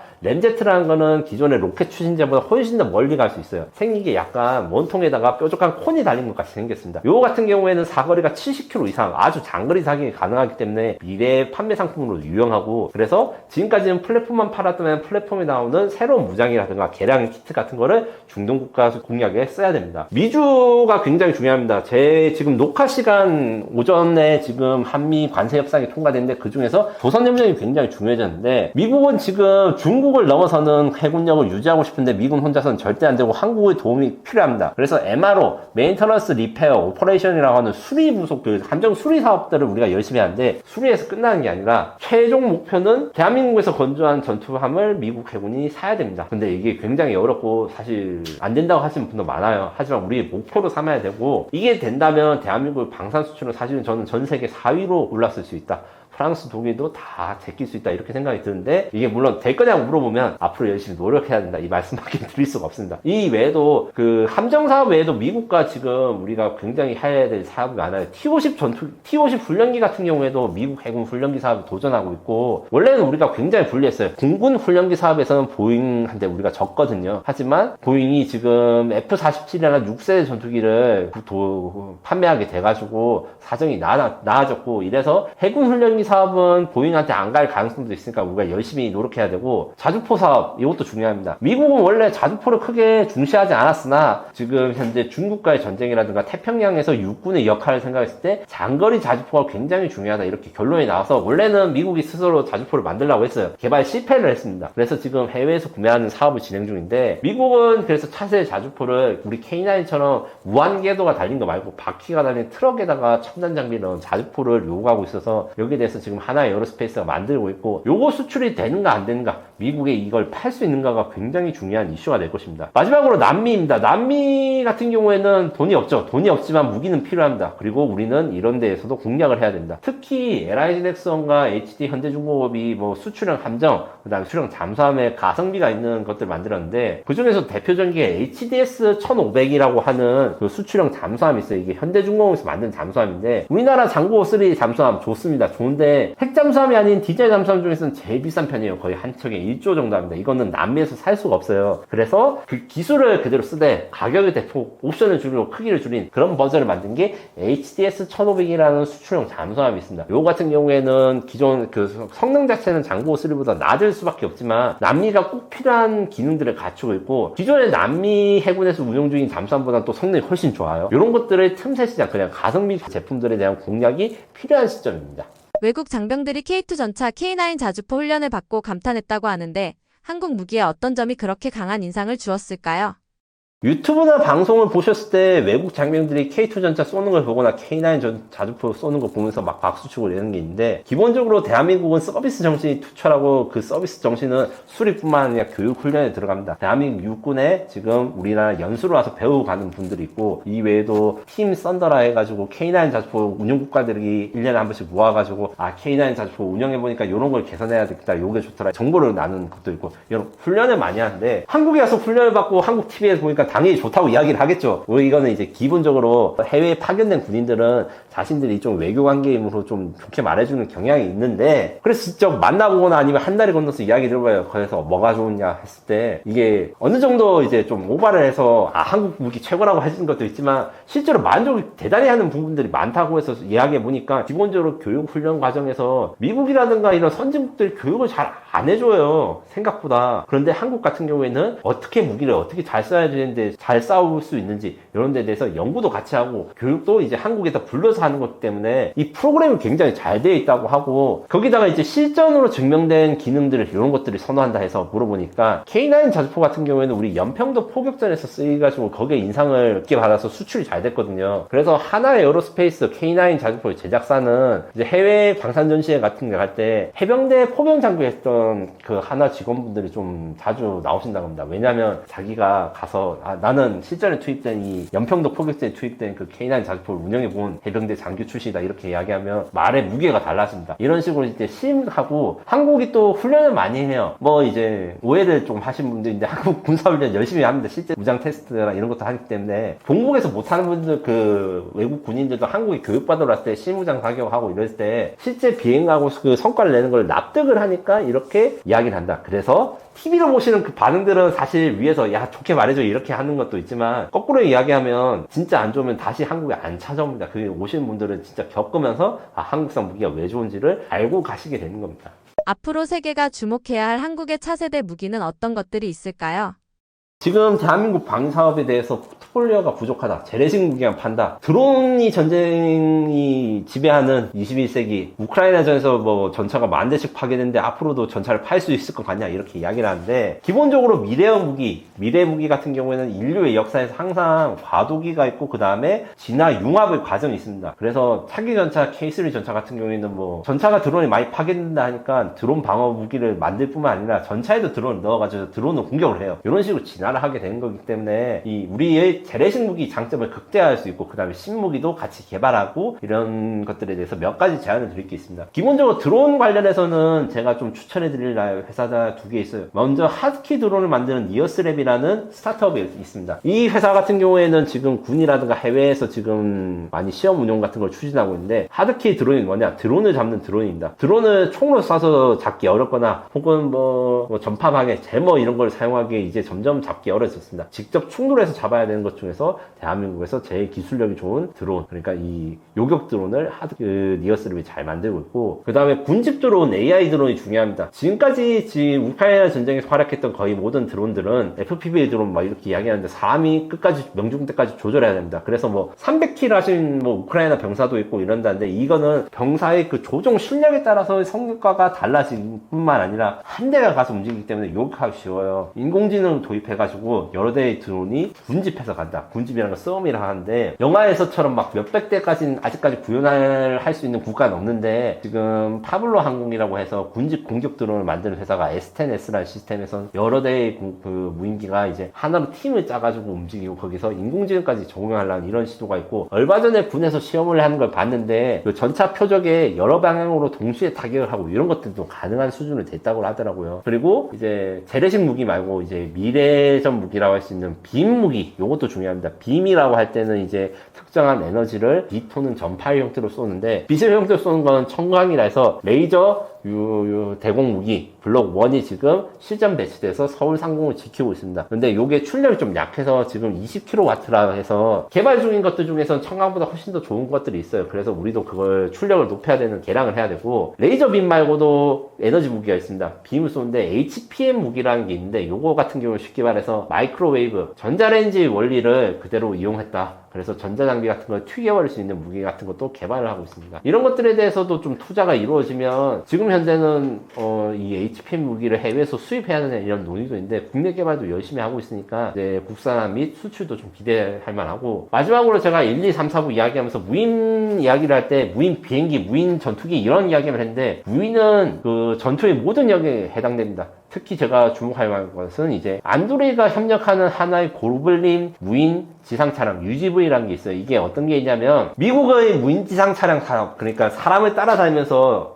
움직이는 자율주행차 같은 거예요. 근데 거기다가 뭐 짐이라든가 기관품 같은 건 얹죠. 이게 고블린이라고 해서 하이브리드 무인 지상 차량을 만들었는데 이게 개발 과정에서 미국의 지금 제일 잘 나가는 방산 스타트업 안드로이가 협업을 하고 있습니다. 하나 근데 사업은 사실 떨어졌는데 추가로 하나가 열심히 개발을 하고 있으니까 아마 안드로이가 팀업을 해가지고 해외 수출 시장에 되거나 아니면 그 성과를 좀 낼 거라고 기대를 할 수 있고 무인 수상용도 중요합니다. 우크라이나 전쟁에서 무인 드론, FPV 드론 뭐 이런 것만 중요하다고 생각하는데 사실은 성과가 제일 좋은 거는 무인 드론이 아니라 무인 수상정, 보트를 로봇 원격 조종해가지고 적을한테 향해서 자폭 돌격하거나 아니면 폭파시키거나 이런 것들이 성과가 굉장히 좋았어요. 그래서 원래 흑해 함대에서는 러시아 해군이 절대적인데 지금 현재 러시아 해군은 거의 뭐 전멸은 안 했지만 뭐 그렇다 해가지고 뭐 우크라이나 해역을 다 장악하고 이러지 못합니다. 그게 무인 수상정이 자폭 돌격을 해서 그런 건데 LIG 넥슨이 만드는 해검 무인 수상정 중에서는 가장 최근에 이제 무인 군집 자폭 수상정이라는 게 생겼습니다. 이거 같은 경우에는 자폭 공격을 하는데 하기 전에 어떻게 하느냐. LIG 넥슨에 비궁이라고 하는 유도 로켓이 있습니다. 이 유도 로켓을 4발 실어가지고 자폭 돌격 전에 미사일을 먼저 발사해서 표적이 되는 함선의 그 주요 부위, 그러니까 레이더라든가 포 같은 데 조준을 해서 먼저 망가뜨리고 그래서 파괴를 시킵니다. 그러면 대응 수단이 없으니까 더 잘 파괴가 되겠죠. 이런 것 같이 무인한 무기가 육해공군 전 분야에 있기 때문에 이것도 좀 주목해야 된다. 이렇게 말씀드릴 수 있습니다. 폴란드는 왜 K2 전차를 다시 선택했나요? 폴란드 얼마 전에 K2 전차 본계약 발표를 한다고 8월 1일부로 아마 이제 안규백 국방부 장관님이 폴란드에 방문해서 이제 2차 계약을 할 것인데, 다시 선택한 이유는 뭐 너무 당연합니다. 기본적으로 초반에 그 계약한 1차는 급하게 진행됐기 때문에 폴란드 육군의 요구사항을 만족하지 못했고, 그 요구사항을 만족하지 못했기 때문에 우리 경쟁자, 그러니까 K2 전차가 급하게 팔 때 미국이라든가 독일 같은 에이브람스 전차, 레오파르드 전차 같은 경우에는 급하게 샀으니까 우리 다시 2차의 사업에서는 그 독일 전차나 미국 전차 살 거라 했는데 이걸 다 깼죠. 이렇게 된 거는 기본적으로 신속 납기이 있습니다. 1년에 150대 이상 생산 가능한 현재 로템의 생산 능력은 독일 대비 3배입니다. 3배라는 게 원래 독일도 1년에 100대 이상 생산했을 때가 있습니다. 그때가 언제냐? 바르샤바 조약기가 살아있을 1980년대입니다. 젊은 분들은 모르시겠지만 냉전 시대라는 게 있었고 독일이 분단됐을 때가 있어요. 그때도 레오파르트 2, 그러니까 우리 K2 흡혈 전차랑 경쟁하는 이 경쟁 제품이 있었는데, 그때 당시만 해도 생산력이 아주 뛰어났고, 근데 그 30년의 기간 동안 이제 생산 수요도 줄어들고 개조만 하고 신규 생산이 없고, 그 다음에 공장을 외주화하고, 외주를 그냥 독일 내에서 주는 게 아니라 뭐 그리스, 뭐 스페인이 각각에 찢어지고 공장이, 이러니까 생산력의 차이가 있는데, 이 생산 능력의 차이가 있다는 게 단순히 주문했을 때 빨리 온다, 그럼 배달이 빠르다 이런 개념을 생각하시면 안 됩니다. 고장이 나거나 부품을 구할 때 구하기가 쉽다, 그리고 대응이 쉽습니다. 그래서 유지보수에서 강력한 장점이 있습니다. 제가 지난 6월 달에 이제 그 방위산업진흥협회의 그 초청을 받아서 창원에 방문한 적이 있습니다. 아시다시피 창원은 우리나라 방위 사업의 핵심 요충지라고 볼 수 있고, 많은 기업들이 모여 있는 것을 다 아실 건데, 제가 그래서 현대로템이랑 몇 군데 이제 그 방산업체들을 봤는데, 엔진은 뭐 길건너편에서 만들고, 이제 뭐 포는 거기 뭐 다음 블록에서 만들고, 다 그 전차에 관련된 부품이라든가 핵심 장비들을 생산하는 설비나 업체들이 모여 있었던 거예요. 이 모여 있으니까 생산 도중에 문제가 있을 때 수정하기도 쉽고, 그 다음에 생산도 빠르고, 이런 직접의 이익이 전 세계에서 대한민국만 가지고 있다. 물론 러시아도 가지고 있지만 러시아는 전쟁한다고 자기네들 그 공급할 때도 빠듯해서 수출을 못하는 상황입니다. 그렇게 생각하면 대한민국이 자유진영의 무기공장이라 한 게 단순히 그냥 뭐 국뽕을 빠져 하는 게 아니라 실제적으로 그렇습니다. 그래서 신속 납기가 중요하다는 걸 우리가 배달이 빠르다 이런 걸로 생각하지 마시고 직접의 이익이 가지고 있다. 그 다음에 문제가 생길 때 수정이 쉽다. 그리고 수리 부속이 구하는 게 원활하다. 또 가격 경쟁력이 있습니다. 레오파르트 이탈리아 수출이 진행되다가 취소된 적이 있습니다. 그때 거의 200억이 넘는, 그러니까 FA50 전투기랑 거의 비슷한 가격을 했어요. K2 전차는 절반 가격입니다. 이렇게 된 이유는 기본적으로 양산 수량의 차이가 있고, 레오파르트2는 나온 지 거의 40년 가까이 된 전차예요. 시제차로 치면 저보다 나이가 많습니다. 그런데 이런 오래됐으면 물론 가격이 떨어질 거라 생각하는데 사실은 그렇지가 못해요. 오래된 전차나 오래된 무기는 어느 정도 시간이 지나면 단종이 돼야 된다. 왜냐? 부품이 단종되거나 생산 공장이 없어지면 그걸 메꾸고 새로 부품을 발고 이러면 또 가격이 올라가기 때문에 무조건 오래된 게 싸지 않아요. 무기는 이런 거에서 K2 전차가 경쟁력이 있고 신뢰성을 증명했습니다. K2 전차 그 개필러 도입했을 때 우리만 그 폴란드에 전차를 판 게 아닙니다. 앞서 말했듯이 독일은 레오파르트2, 그 다음에 미국 에이브람스도 같이 도입했어요. 숫자는 우리가 제일 많았지만, 그리고 같이 도입하고 폴란드군이 기동시험을 했을 때 우리 K2 전차에 큰 기대를 안 했다고 해요. 뭐 레오파르트2나 에이브람스가 우리 K2보다 훨씬 더 무겁기도 하고 방어력이 좋거든요. 러시아 게임 워썬더를 하시는 분들이 아마 시청자분들이 계실 수도 있겠는데, 거기서 보면 K2 전차보다 훨씬 더 10톤 무거운 그 전차들이 막 그 몸빵을 하고 그러거든요. 그런데 기동훈련을 하니까 웬걸 K2 전차가 날아다닙니다. 왜냐? 10톤 정도 가볍기 때문입니다. 여기서 잠깐 새는 이야기지만 K2 전차가 10톤 정도 가벼우니까 방어력이 약하다. 이렇게 폴란드 밀리터리 매니아드나 일부 한국 분들도 이렇게 생각하시는 게 있는데 절대 아닙니다. K2 전차가 10톤 정도 가벼웠던 거는 효율적으로 설계를 했고, 그 다음에 크기가 작기 때문입니다. 단순히 크기가 작은 게, 러시아 탱크는 크기가 작은 이유가 방어력을 유지하기 위함인데, 그런데 키도 뭐 160대는 사람이 앉아도 좁은 그런 좁은 전차를 한 게 아니라 컴퓨터 시뮬레이션과 인투공학을 적용해서 방어 면적을 최대한 줄이고 그 다음에 노출되는 부분을 줄이면서 무엇보다 엔진을 신형 엔진으로 가면서 길이를 줄일 수 있어서 10톤 정도 가벼워가지고 방어력이 거의 미국 전차나 독일 전차나 크게 밀리지 않아요. 여기다가 이제 가벼우니까 어떻게 했어요?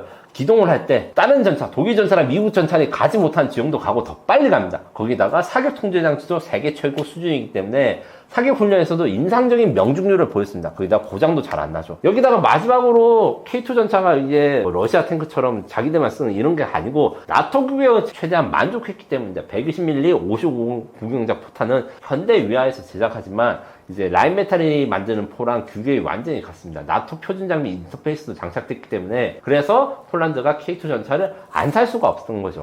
이번 수출 계약에는 기술 이전과 현지 생산이 포함됐는데 이건 어떤 의미가 있나요? 폴란드 사람들은 밀리터리 매니아들 많아가지고 제가 사실 교류하는 분도 몇 분 계신데 그분들은 나름대로 자신들 자긍심이 있어요. 왜냐하면 바르샤바 조약기구에서 폴란드가 어느 정도 거기서 공산주의 국가의 생산기지 역할을 했기 때문에 원래는 독자전차도 만들고 싶었고 사정이 안 돼서 못 만들었지만 그리고 지금 보르스기라는 독자적인 장갑차 우리 K-22가 비슷한 것도 만들고 있어서 원래는 폴란드는 자기들이 전차를 만들 테니까 한국 기술만 달라 이렇게 했는데 현실적으로 그게 안 되죠.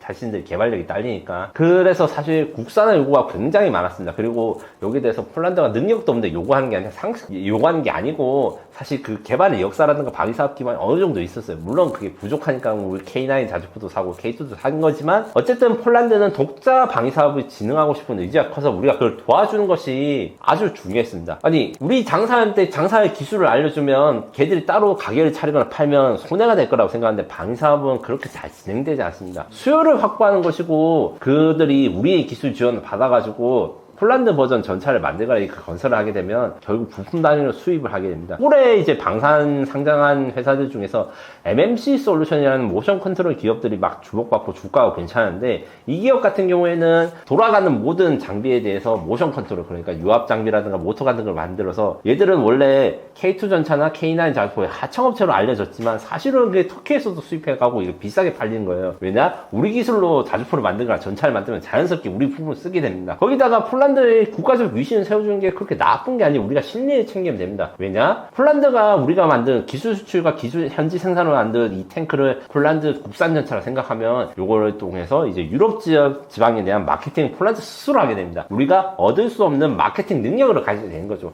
밀리터리 매니아나 기자분들은 어떻게 생각하냐면 이번 협력이 단순히 우리가 그 폴란드가 이제 물건을 팔고 하는 거래 관계가 아니라 같이 전략적인 성장 파트너로 간다 이렇게 기대를 하고 있고 일단 기본적으로는 K2 피해 전차 그러니까 폴란드 버전 K2 전차가 폴란드 이외에 뭐 루마니아라든가 중계 동유럽 국가의 세이즈를 할 수 있게 되는데 우리 혼자 세이즈한 것보다는 나토 국가이자 그 다음에 EU 소속국인 폴란드가 직접 홍보를 하게 되면 이 성공 가능성이 높아진 게 하나 있고 그리고 폴란드 측에서는 사실 이것도 좀 바라고 있어요. K3 전차라고 있습니다. 우리가 K2 전차 후속으로 지금 기초 요구 중인 4세대 전차 이것도 굉장히 한 편을 만들 수 있는 컨텐츠인데 요거를 폴란드 내부에서는 좀 공동 개발을 해줬으면 좋겠다. 그러면 이제 폴란드 입장에서는 한국이 개발비를 덜 쓰고 그 다음에 수출하거나 수요를 만들 때 폴란드 육군 수요랑 같이 만들 수 있으니까 괜찮지 않나 이런 제안을 하고 있어서 저는 이게 좀 괜찮다고 봅니다. 결국에는 수출을 할 때 현지 생산과 기술 이전 같은 경우에 걱정하시는 분도 많지만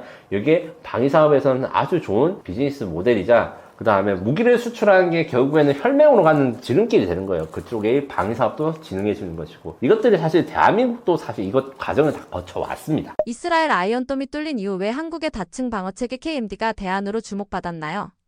이스라엘 같은 경우에는 얼마 전에 이란과의 12일 전쟁이라 부르는 서로 폭격과 미사일을 주고받는 현상이 있었는데 그 전투가 있었는데 그 전투에서 아이언돔으로 불리는 정확히 말하면 아이언돔만 있는 것은 아닙니다. 이스라엘이 아이언돔으로 대표되고 있지만 이스라엘은 한국처럼 다층 방어 체계를 가지고 있었습니다. 아이언돔, 다이비드 실링, 그 다음에 에로까지 이렇게 있는데 첫날에는 거의 95%의 이란 탄도미사일을 막아냈는데 12일 동안 제일 성과가 낮은 날은 거의 65%만 막을 수밖에 없었어요. 이게 기본적으로 다층 방어 미사일이라는 이런 개념을 설명을 하자면 탄도미사일은 올라갔다가 내려가는 미사일입니다. 쉽게 말해가지고 엄청 빠른 속도로 처음부터 끝까지 있는 게 아니라 발사할 때는 고도만 올라가서 높은 고도에서 내려가니까 이게 가속이 되어서 종말 단계에서는 이게 속도가 빨라서 요격이 어려운 건데, 그러면 이제 요격 고도가 어느 정도에 따라서 이게 차이가 있고, 그 다음에 다층 방어됩니다. 어떤 미사일들은 뭐 40km 이상에서 150km까지, 어떤 미사일들은 15km 이하,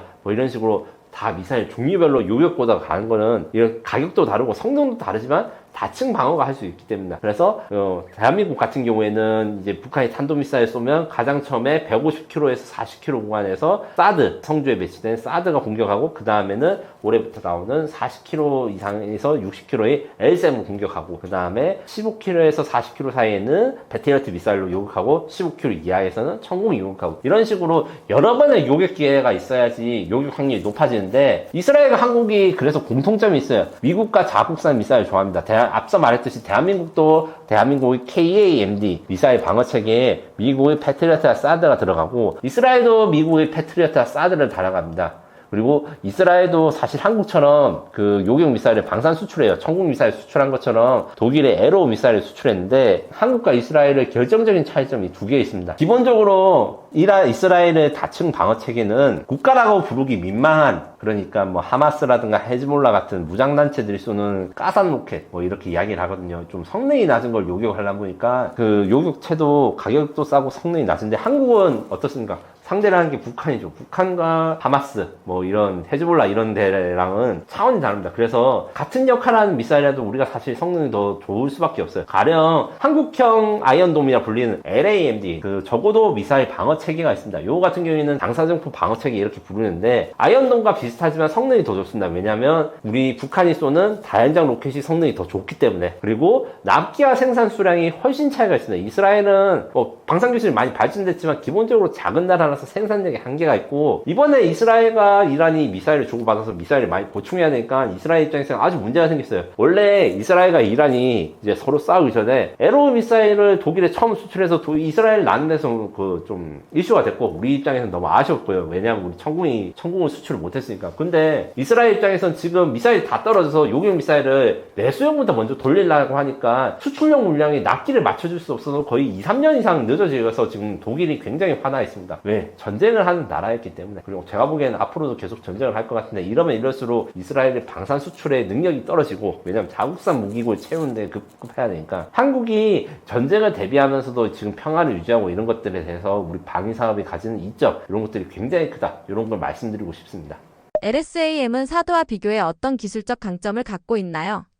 LSM이 더 늦게 나왔지만 사드가 기본적으로 더 좋습니다. 좋다는 거는 훨씬 성능도 좋고 가격도 훨씬 비쌉니다. 그래서 기능적으로는 사드가 더 낫다라고 말씀을 드릴 수밖에 없어요. 40에서 150km의 요격고를 가진 사드 같은 경우에는 그 키베이클이라 해요. 미사일 방어 미사일은 요격 미사일이 쏘졌다가 마지막에 부스터는 분리되고 그 옆에 측면에서 로켓을 발사하면서 자세를 제어하는, 아주 정밀하게 하는 것, 그래서 요격하는 요격체를 키베이클이라 하는데, 그 성능이 사드가 훨씬 더 발달된 것은 사실입니다. 그래서 사드가 요격 고도가 더 넓고 성능도 더 좋고, 그리고 레이더 ANTPY2 레이더 같은 경우에, 사드 레이더 같은 경우에는 모드가 두 개 있습니다. 이게 어떤 모드가 있냐면, 첫 번째는 사드 미사일 운영 모드가 있는데, 요거는 사드 미사일이 이제 적 미사일을 탐지해서 요격하는 모드가 있고, 그 다음에 얼리 워닝 모드, 조기 경고 모드가 있습니다.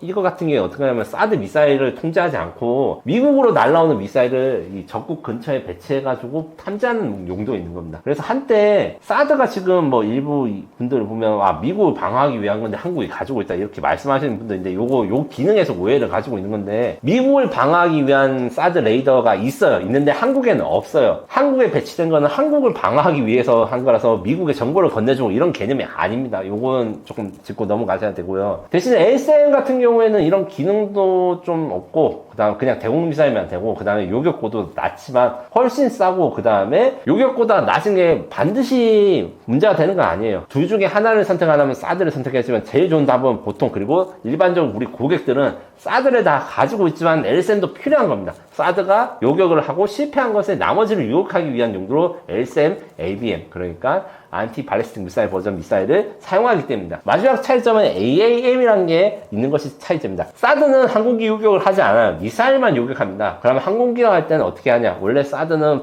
사드 옆에 패트리어트 포대가 배치돼서 항공기는 패트리어트가 요격하는데, LSM은 AAM이라고 하는 우리 천궁투 미사일을 확대한 것 같은 미사일이, 이거는 항공기 요격 전용 미사일이 있습니다. 요 같은 경우에는 이제 160km 이상 거리 저 항공기를 요격할 수 있어서 사드랑 달리 스스로를 지킬 수 있다. 무슨 말이냐면, 사드는 자기를 공격하는 탄도미사일만 공격할 수 있으니까, 만약에 보호해준 패트리어트 미사일이 없으면 전투기가 공습하는 건 그냥 맞을 수밖에 없어요. 근데 LSM은 아니다, 이렇게 생각하시면 되고, 그래서 핵심은 사드랑 LSM을 비교했을 때 사드가 기술적으로 더 좋지만 가격도 훨씬 비싸고, 제일 좋은 거는 사드가 막지 못한 나머지 부분을 LSM이 마지막으로 마무리 투수를 하는 개념이다, 이렇게 생각하시면 될 것 같습니다. 천궁2는 중동에 이어 동유럽 수출 가능성도 높다고 하는데 그 배경은 무엇인가요? 기본적으로 사실 유럽 EU 국가들이 대공미사일 체계들은 지금 독일과 이스라엘 이쪽이 좀 장악하고 있고 미국도 좀 있는데, 그래서 천궁2가 지금까지 수출이 잘 못됐어요. 그런데 제가 앞서 말한 내용 있죠. 이스라엘과 이란과의 그 12일간의 미사일 전쟁으로 이스라엘제 미사일에 대한 납기가 늦어지고 있으니까 그 부분에 대해서 대한민국이 노릴 수 있다. 이스라엘이 자기네들의 수요를 채우기 위해서 수출이 안 되는 것을 우리가 노릴 수 있다, 이게 있고, 한국 같은 경우에는 또 이제 얼마 전에 좀 발표한 게 천궁3가 있습니다. 천궁3의 경우 천궁2보다 방어 면적이 2배 넓다, 이렇게 표현하는데, 면적이 넓다는 거는 이제 유효 고도, 그러니까 요격할 수 있는 고도랑 거리가 넓어졌다, 이렇게 생각하시면 되고, 그래서 패트리어트 MSE, 그러니까 패트리어트 최신형 미사일보다 거의 동급의 요격 능력을 가졌지만 가격이 더 저렴하고 생산 수량과 양산 능력이 우수합니다. 여기다가 플러스 패트리어트가 갖지 못한 천궁3, 천궁2 개량형의 능력이 있어요. 지금 한국 공군 천궁2는 아니지만 중동 수출형 천궁에서는 일단 어떤 게 있냐면 A사 레이더가 들어갑니다. 한국 공군용 천궁2는 폐사라고 해가지고 수동형인데, 중동 수출 버전에서는 우리 KF-21에 들어간 A사 레이더가 좋다는 이야기는 저 말고도 많은 분들이 많이 들었을 겁니다. 그게 들어가고, 그 다음에 완전 360도 감시가 가능합니다. 이 이야기를 왜 하느냐, 패트리어트 미사일은 A사 레이더를 쓰는 게 아직 나오지 않았고, 그 다음에 고정형이에요. 그래서 360도 감시가 안 됩니다. 약간 좀 오버를 해서 이야기를 하자면, 패트리어트 포대가 있으면 그 포대의 사각지대를 순항미사일이 옆에서 옆구리를 치고 온다면 그 탐지 못해서 터질 수도 있어요. 그래서 지금 최신형 패트리어트 버전은 레이더를 하나 놓고 그 다음에 옆구리에다가 조그만 소형 레이더를 붙이는 걸로 대응하는데, 우리 천궁2 개량은, 그 다음에 천궁3는 A사 레이더인데다가 360도 회전이 가능하다. 이래서 전방향 탐지가 있다, 이렇고, 요 외에도 우리가 이야기할 게 LSM2가 있습니다. LSM이 지금 개발이 거의 완료됐지만 이미 LSM2가 개발되고 있어요. LSM2는 뭐냐? 기존의 LSM 같은 경우에는 사드보다 요격 고도가 조금 낮다고 했잖아요. 근데 LSM2에서는 사드급의 요격거리를 가집니다. 그래서 진정한 한국형 사드라고 할 수 있고, 그 다음에 북한의 신형 미사일 KN-23, 활공 비행을 한다 이야기하는데, 탄도미사일은 기본적으로 포물선 비행인데, KN-23 신형은 이 포물선의 각도를 조절해서 이제 자기가 그 예상하지 못한 데 공격할 수 있는 이런 능력인데, 여기에 대한 대응이 가능하고, 이 KN-23 미사일이라는 게 이제 북한판 현무2라고 할 수 있는데, 문제가 이게 우크라이나 전쟁, 러시아 우크라이나 전쟁에서 북한이 이 KN-23을 러시아에 수출을 하고 있단 말이죠. 이 말은 즉슨 뭐냐? 이 KN-23 미사일은 유럽에서도 위협이니까 요 맞춤형 대응 미사일인 LSM2도 수출 가능성이 유럽에 있다, 이렇게 생각하시면 됩니다. 방위사업청이 최근 공개한 스텔스 무인 편대기 어떤 점에서 주목할 만한가요? 최근에 저피탄 무인 편대기라는 로어스라는 이제 기체가 이제 유튜브에 올라오고 이제 좀 보게 되셨는데, 요거 같은 경우에는 일단 저피탄 그리고 무인 편대기 이걸 나눠서 봐야 됩니다. 먼저 무인 편대기가 뭐냐? 최근에 협동전투기라고 불리는 이 무인 비행기인데, 혼자서 비행하는 것이 아니라 KF-21과 같은 유인 전투기랑 같이 함께 싸우는 비행기고, 그리고 그 비행기가 저피탄, 그러니까 레이더 파에 잘 잡히지 않는다. 여기서 low observable 이렇게 이야기를 하는데, F-22, B-2, F-35 같은 거는 very low observable, VLO 스텔스라 하는데, 그거보다는 약간 덜 스텔스합니다. 그렇지만 레이더에는 작게 잡힙니다. F-22 같은 경우에는 골프공이라든가 야구공 크기라면, 이제 로어스 같은 경우에는 그보다 큰 농구공이라든가 수박보다 큰 이 정도의 그 사이즈로 레이더에 잡힌다, 이렇게 비유를 할 수 있고요. 현재 이제 국방과학기술연구소 주도로 대한항공이 시제기를 제작을 했고, 시제기에는 이제 우크라이나에서 나온 AL-2 모터시치사의 엔진을 달고 있으나, 이제 나중에는 국산 엔진으로 대체될 것입니다. 요거 같은 경우에는 지금 현재 어떤 계획을 가지고 있냐면, 일단은 단독 비행을 올해 말부터 시작할 계획이고, 2027년까지 그 협동편대, 그러니까 사람이 탄 비행기나 무인기가 같이 비행하면서 정보를 주고받고 명령을 내릴 수 있는 이런 것들에 대한 기술을 연구할 건데, 현재는 KT-1이라고 하는 프로펠러 훈련기에다가 이 데이터 링크 포드를 달아가지고 수행할 거예요. 그리고 대한항공이 공개한 바에 따르면 이 로어스가 직접적으로 전투를 하지 않아. 여기는 무기가 없습니다. 하지만 무기를 장착하는 업그레이드가 들어간 본격적 버전, 그러니까 체계 개발 버전이 나올 것인데, 이 체계 개발 버전은 지금 나온 로어스 시제기보다 조금 더 크고, 그래서 안에 내부 무장창을 갖춰서 이제 공대지 미사일이라는 거, 공대공 미사일을 갖출 수 있고, 앞부분 기수분을 교환해서 에이사 레이더라든가 EOTS라고 하는 적외선 추적기, 이런 것들을 장착할 예정입니다. 올해 첫 시험 비행을 마치고 내년 KF-21과 동반 비행을 준비 중인데, 이런 시도는 어떤 전략적 의미가 있나요? 이 스텔스 무인 편대기는 현재 2개 회사의 2개 모델이 경쟁 중이기 때문에 약간 혼동이 될 수 있습니다. 이걸 좀 정리를 해드리자면, 제가 앞서서 말한 저피탄 무인 편대기 로어스 같은 경우에는 올해 말에 첫 솔로 비행, 혼자서 비행을 하고 2027년까지 협동 비행을 할 것인데, 요거는 대한항공이 제작했어요. 근데 궁극적으로는 KF-21이 요거랑 같이 비행해야 될 거 아니겠습니까? 그리고 KF-21의 제작사인 한국항공우주사업 카이도 ADD의 그 개발 프로젝트에 참여하지 못했지만 독자적으로 연구를 수행한 것이 있습니다. 그게 뭐 MUCCA 혹은 MUCA라고 하는, 혹은 AAP라고 부르면 소형 무인기입니다. 이 무인기는 노어스보다 훨씬 작아요. 한 150kg 정도 되는데, 올해 지금 이제 곧 이제 첫 비행이 나선 다음에, 원래는 이제 서울 에어쇼라인 행사장에서 FA50과 같이 비행하는 시험을 보내는 게 목표였는데, 올해 말고 이제 2027년 에어쇼에서는 이걸 볼 수 있을 것 같고, 이거 같은 경우에는 로어스랑 목적이 비슷한데 크기가 차이 나요. 그래서 이 AAP 무인기 같은 경우에는 자폭 공격 같은 걸 한다. 왜냐하면 생긴 게 크기가 훨씬 더 작고 가볍고 싸기 때문에 소모성으로 많이 뿌릴 수 있어요. 그래가지고 요것 같은 경우에는 FA50과 연동하는 시험을 준비 중입니다. 그래서 결론적으로 대한항공이 만든 로어스 같은 경우에는 큰 크기, 그리고 이제 KT-1과 같이 비행하는 거, 그 다음에 카이가 개발 중인 AAP 같은 경우에는 FA50과 같이 비행하지만 크기나 이런 것이 훨씬 작다. 150kg이다. 로어스는 한 4에서 5톤 정도 된다. 이렇게 생각하시면 되고, 이런 무인 편대기들이 중요한 이유가 복합 시너지, 그러니까 멀티라에서 맨 언맨드 티밍이라 하는데, 이것들이 이제 뒤에서 좀 더 자세히 이야기하지만, 지금 현재 2025년의 작전 기능과 전술로서는 사람이 탄 유인 전투기랑 무인기랑 같이 작전하는 게 효과가 제일 좋다고 이제 이미 증명이 된 상태입니다. 이를 통해서 아군 항공기의 생존성이 높아지고 임무 성공률이 향상된다. 이렇게 기대되고 있습니다. 최근 전쟁에서 무인기 드론의 중요성이 커지고 있다는데, 왜 무인기의 역할이 이렇게 커지고 있나요?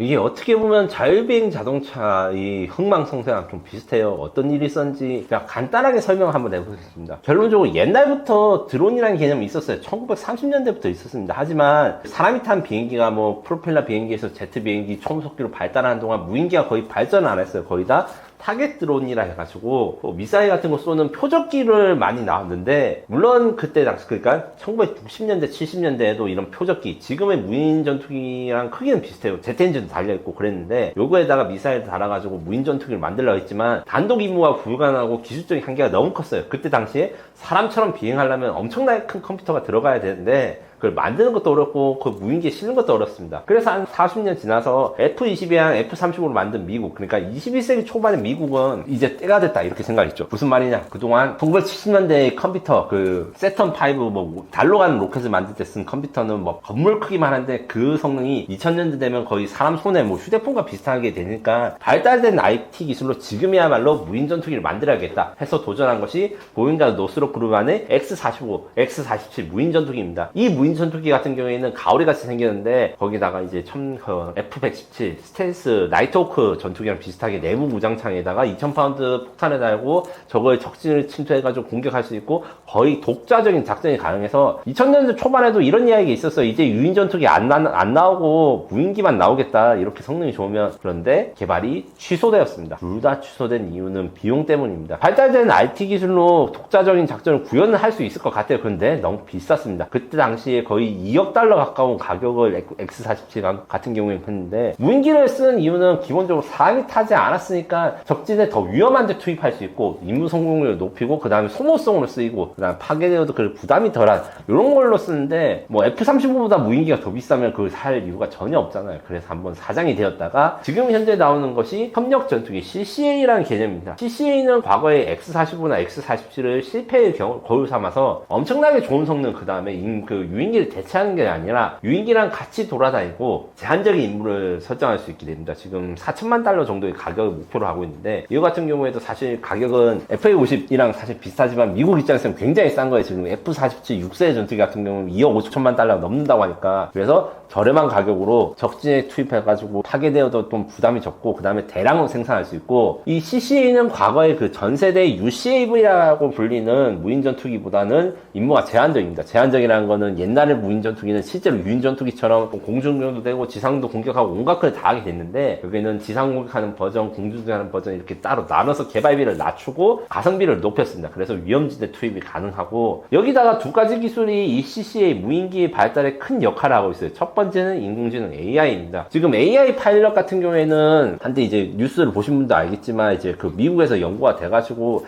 F-16에다가 AI 파일럿을 탑승시켜서 실제 전투기, 그러니까 유인 전투기 조종사람 도구 파이팅, 그러니까 미사일을 쏘지 않고 근접전을 하는 걸 했는데 AI가 굉장히 우수한 성능을 발휘했고, 이런 것들로 기술이 발전됐으니까 예전보다는 훨씬 더 작은 컴퓨팅 자원과 파워로 자율비행이 가능하다. 이게 첫 번째가 있고, 두 번째는 스타링크가 정말 모든 것을 맡고 있습니다. 스타링크 같은 경우에는 지금 위성이 몇만 개 정도 갔는데, 옛날에는 위성 통신이라는 게 굉장히 어려웠어요. 왜냐하면 하늘에 떠있는 위성의 그 통신위성 숫자가 그렇게 제한적이기 때문에 모든 무기들이 다 위성 통신을 쓸 수 없었는데, 스타링크 같이 군집 적에도 소형 위성들이 통신을 하게 되니까 수천 개, 수만 대의 그 비행기라든가 이 표적에다가 이제 위성 통신이 가능하게 됐어요. 그러니까 데이터를 연결한 문제에서 이제 위성이 해결이 되었다. 이래서 CCA가 굉장히 중요해졌다. 이랬는데, 결론적으로 무기 같은 경우에는 제일 최고 성능이 아니라 그때그때 제일 쓰기 좋은 무기, 그 다음 제일 효율적인 무기가 선택받는 것을 생각했을 때, 지금의 CCA는 성능적으로 인류가 만들 수 있는 가장 스텔스하고 가장 성능이 좋고 뛰어난 무인기는 아니지만, 이게 적과의 전투에서 가성비를 높일 수 있는 전투기로는 최적의 조합이다. 그래서 전 세계 각국이 이 CCA랑 유사한 비행기를 만들고 있습니다. 한국이 개발 중인 무인편대기는 기존 드론들과 어떤 점에서 차별화되나요? 무인편대기는 저피탄 무인편대기가 제가 말씀드렸듯이 가장 중요한 것은 스텔스 성능이 들어갔습니다. 그런데 본격적으로 완벽한 스텔스라기보다는 최초로 스텔스에 설계가 들어가서 로우 업저버블, 그래서 농구공이나 수박 크기로 가는데, 제가 앞서 CCA가 가성비를 맞춘 무인전투기라고 표현했듯이 지금 미국이 만들고 있는 YQ-44 혹은 안드로이 만들고 있는 CCA 같은 경우에는 스텔스가 어느 정도 적용되는데, 그 스텔스 성능이 사실 대한항공이 만들고 있는 로고스가 더 좋습니다. 이렇게 된 거는 이제 미국이 굉장히 싸고 대량을 전투기를 만들기를, 무인 전투기 만들기 원하는데, 우리는 스텔스 기술도 같이 개발을 해야 되는 입장이라서 무인기를 만드는 김에 스텔스 기술도 적용해가지고 어느 정도 밸런스를 맞췄다. 그런데 앞서 말했듯이 우리나라 KF-21은 뭐 F-35가 1,500원 할 때 1,000억 원밖에 안 한다 했잖아요. 그래서 실제적으로 양산 가격은 더 비슷한데, 그러니까 스텔스 성능은 미국제보다 더 좋을 것 같습니다. 지금 제가 CC라는 무인전투기 개념 사업에 대해서 계속 이야기하는데, 이것도 인크리먼트 1, 인크리먼트 2가 있는데, 현재 지금 제가 로어스라고 하는 국산 무인기가 비교할 수 있는 CCA 인크리먼트 1은 로어스보다 스텔스 성능이 떨어집니다. 이 비해서 이제 물론 이제 미국도 로어스 같은 걸 만들게 됐는데, 어쩌면 우리가 더 먼저 나오거나 아니면 미국 회사가 우리한테 와서, 야, 우리가 CCA 더 좋은 걸 만드는데 우리가 너네 회사가 만든 로어스를 기반으로 해서 하거나 아니면 부품을 좀 공급해서 이렇게 할 수도 있습니다. 거기다가 지금 국산 엔진이 적용되는 게 기존 드론들과 큰 차이가 가지는데, 지금 이제 CCA 같은 그 전투형 무인 항공기 말고도 대대급, 사단급, 군단급 무인기, 그리고 차기 군단급, 중고도 무인기까지 우리나라가 무인 항공기라 부를 수 있는 드론들이 많습니다. 여기에 대해서 이 엔진들은 다 수입사입니다. 주로 캐나다에서 수입하는데, 얼마 전에 중고도 무인기 MUAV에 대한 엔진 국산화가 시작되었고, 로어스 같은 경우에는 지금은 우크라이나산 터보제트 엔진이 달리는데, 이제 곧 KTF 5500이라는 최초의 국산 장수면 제트 엔진이 달린다. 이것도 중요합니다. CCA 이야기 계속하는데, CCA가 제가 지금 싸다, 가성비가 있다 이야기했잖아요. 그리고 대량 도입한다고 이야기했잖아요. 향후에 그 CCA라는 거는 대한민국만 도입하는 게 아니라 미국, 일본, 유럽도 다 도입하는 거고, 그 크기들이 비슷할 거예요. 그렇게 되면 어떻게 되는가? 국산 KTF 5500 엔진을 수출한 것도 기대해 볼 수 있다. 이런 것도 한번 이야기해 볼 만합니다. 마지막으로 얼마 전에 공개된 거는 이 한국이 개발 중인 무인 편대기, 그러니까 카이의 UCAV나 그 다음에 대한항공의 로어스 같은 경우에는 항공모함에 탑재하는 걸 추진하고 있습니다. 함상용 확장 기능인데 이게 원래 먼저 시작된 건 튀르키예요. 튀르키에 크시렐만하는 제트 엔진 드론 같은 경우에는 튀르키의 그 상륙함에 아나톨루함에 지금 운영을 할 예정이고 그거를 따라해가지고 함상용 확장을 하는데 전자기 캐터필터라고 하는, 그러니까 자기 부상 열차의 원리를 활용해가지고 비행기를 배에서 이륙시키는 이 장비를 사용해가지고 이 무인 편대기에다가 적용을 해서 해상에서도 운영할 예정입니다. 무인 편대기 기술이 KF-21 수출 경쟁력에는 어떤 영향을 줄 수 있을까요? 이게 없으면 수출이 안 되는데 요게 있으면 수출이 무조건 될 수밖에 없다라고 말할 정도로 굉장히 중요한 요소입니다. 이게 무인 편대기 자체의 문제도 있고 KF-21의 문제도 있는데 일단 설명부터 먼저 하겠습니다. 로스 같은 경우에는 대한항공이 생산하는 중형급 무인 전투기로 요게 지금 아직까지는 KF-21과 연동이 확정되진 않았습니다. 하지만 국책 과제라 가지고 이제 발전되면 이것들이 사용될 것인데 요 로스 무인기 같은 경우에는 좀 소형이고 대신에 내부 무장창이 있어가지고 모듈형이 있기 때문에 가격적에서는 메리트가 있을 거예요. 근데 카이가 지금 계획하고 있는 거는 로스 하나보다 이제 다양한 크기의 무인 편대기, 그러니까 싸고 이제 단순한 거, 그 다음에 비싸고 좋은 거를 무인기도 이렇게 섞어서 쓰자 이런 거기 때문에 MUCCA, 무카, 뭐 SUCA, 수카 뭐 이런 소형 무인기가 중형 무인기가 있습니다. 이건 그 중에서 MUCCA, 무카라고 부르는 이런 무인 편대기 같은 경우에는 로스랑 비슷한데 조금 더 이제 가성비가 좋은 이런 걸로 생각을 하고 있고, 수카 같은 경우에는 일단 일반이 보기엔 거의 미사일처럼 보이지만 이 간에 AI 자율비행 기능이 들어가 있는 엄연한 무인기입니다. 요거 외에도 이제 이런 것들을 KF-21을 같이 비행한다고 제가 했잖아요. 요 외에도 지금 연구 중인 방안 중에서는 KF-21에 탑재를 해서 전투 공간에 가기 전에 쏘는 이런 그 무인기를 발사하는 기능도 고려하고 있습니다. 이렇게 되면 뭐가 좋냐면 소형 무인기 같은 경우는 값이 싸고 대량으로 운영할 수가 있는데 항속거리, 그러니까 KF-21과 같이 갈 발이 짧단 말이에요. 근데 KF-21을 실어가지고 발사하면 이걸 이야기할 때마다 항상 제 나이 이슈가 좀 부끄러운데 옛날에 스타크래프트라는 게임이 있고 지금 2도 있어요. 이 젊은 분들은 잘 모르시겠지만 거기에 프로토스의 캐리어라고 우주항공모함인데 그것처럼 KF-21이 마치 캐리어 유닛같이 자기 새끼 무인기들을 발사할 수 있는, 이렇게 되면 필요할 때마다 자꾸 전개를 해가지고 적진을 정찰하거나 공격을 시키거나 적을 기만할 수 있는 강력한 전투 능력 확보될 건데, 물론 이런 CCA를 미국뿐만 아니라 유럽도 다 연구하고 있고 F-15도 지금 4세대 전투기는 연구하고 있어요. 근데 차이점이 뭐냐, 전투기가 전투를 할 때 영화에 보면 적장을 향해서 돌진해서 적장을 몽골 베면 막 전투가 끝나고 이런 것들 좀 보셨을 거 아니에요. 이게 공중전에서 똑같이 벌어질 수 있습니다. 무슨 말이냐면 무인 편대기랑 같이 가는 유인 전투기가 너무 눈에 잘 띄면, 그 다음에 스텔스 성능이 없으면 무인기를 사용하거나 공동작전 하기 전에 먼저 격추돼요. 왜냐하면 무인기는 아무래도 작고 스텔스 성능이 길어가니까 잘 안 보일 거 아니에요. 그러면 적의 레이더 입장에서는 유인기부터 먼저 보내고 유인기가 먼저 떨어진다. 그런데 저기 앞서 말했듯이 KF-21 경쟁력 세미 스텔스 능력을 가지고 있고 나중에 KF-21EX가 되면 5세 전투기로 로우 업저버블, 그래서 스텔스 전투기로 변한다. 이렇게 되는데, 이렇게 되면 라팔이나 유로파이터 F-15EX보다 스텔스화 되죠. 그래서 같은 무인 편대기랑 같이 들어가고 위험한 공격에 들어가도 먼저 격추당한 일이 줄어드니까 이게 기본적으로 이 경쟁력이 차이가 납니다. 물론 F-35 같은 경우에도 우리랑 똑같이 할 수 있어서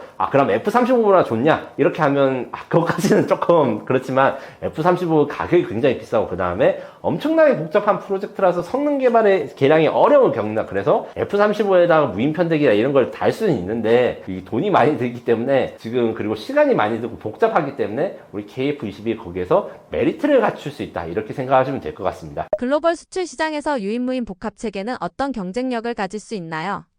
이것은 사실은 경쟁력보다는 사실 미래 필수적인 성능입니다. 지금 제가 이야기한 이번 편에서 말하는 것은 이 KF-21의 멈티에 대해서 이야기하는데, 사실은 우리가 연구 중인 거는 KF-21뿐만 아니라 헬기에서의 멈티, 그 다음에 바다에서의 멈티, 그 다음에 지상에서의 멈티, 육해공격에 다 멈티, 유무인 복합체계, 유인무기랑 무인무기가 같이 가야 되는 요거를 다 이야기하고 있어요. 그렇게 되는 거는 유인무기와 무인무기 그 장단점을 서로 보완해 줄 수 있기 때문이다.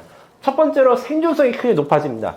유인기가 적진에 들어가기 전에 무인기가 먼저 적을 찾아내거나 아니면 유인을 하거나 이렇게 되면 사람이 탄 무기의 생존성이 크게 높아집니다. 그런데 그러면 무인 무기만 보내면 적응을 못해요. 왜냐하면 이제 무인 무기만 보냈을 때 뭔가 터지거나 이랬을 때 정보를 잘 전달하기 어려운데, 현재 먼데 그 원격 조종하는 본체가 멀리 있으면 그 같이 들어가서 상황을 보고 해결하고, 유인기가 무인기를 보호하고 무인기가 유인기를 보호하는 상황이 될 수 있습니다. 무슨 말이냐고 하면, 이게 얼마 전에 이제 카이가 이제 알려준 개념이라 가지고 좀 오늘 처음 말씀드리는데, KF-21에 지금 CCA라는 무인 전투기랑 같이 작전할 때 어떻게 작전하나, 여기에 대해서 힌트를 좀 주신 적이 있어요.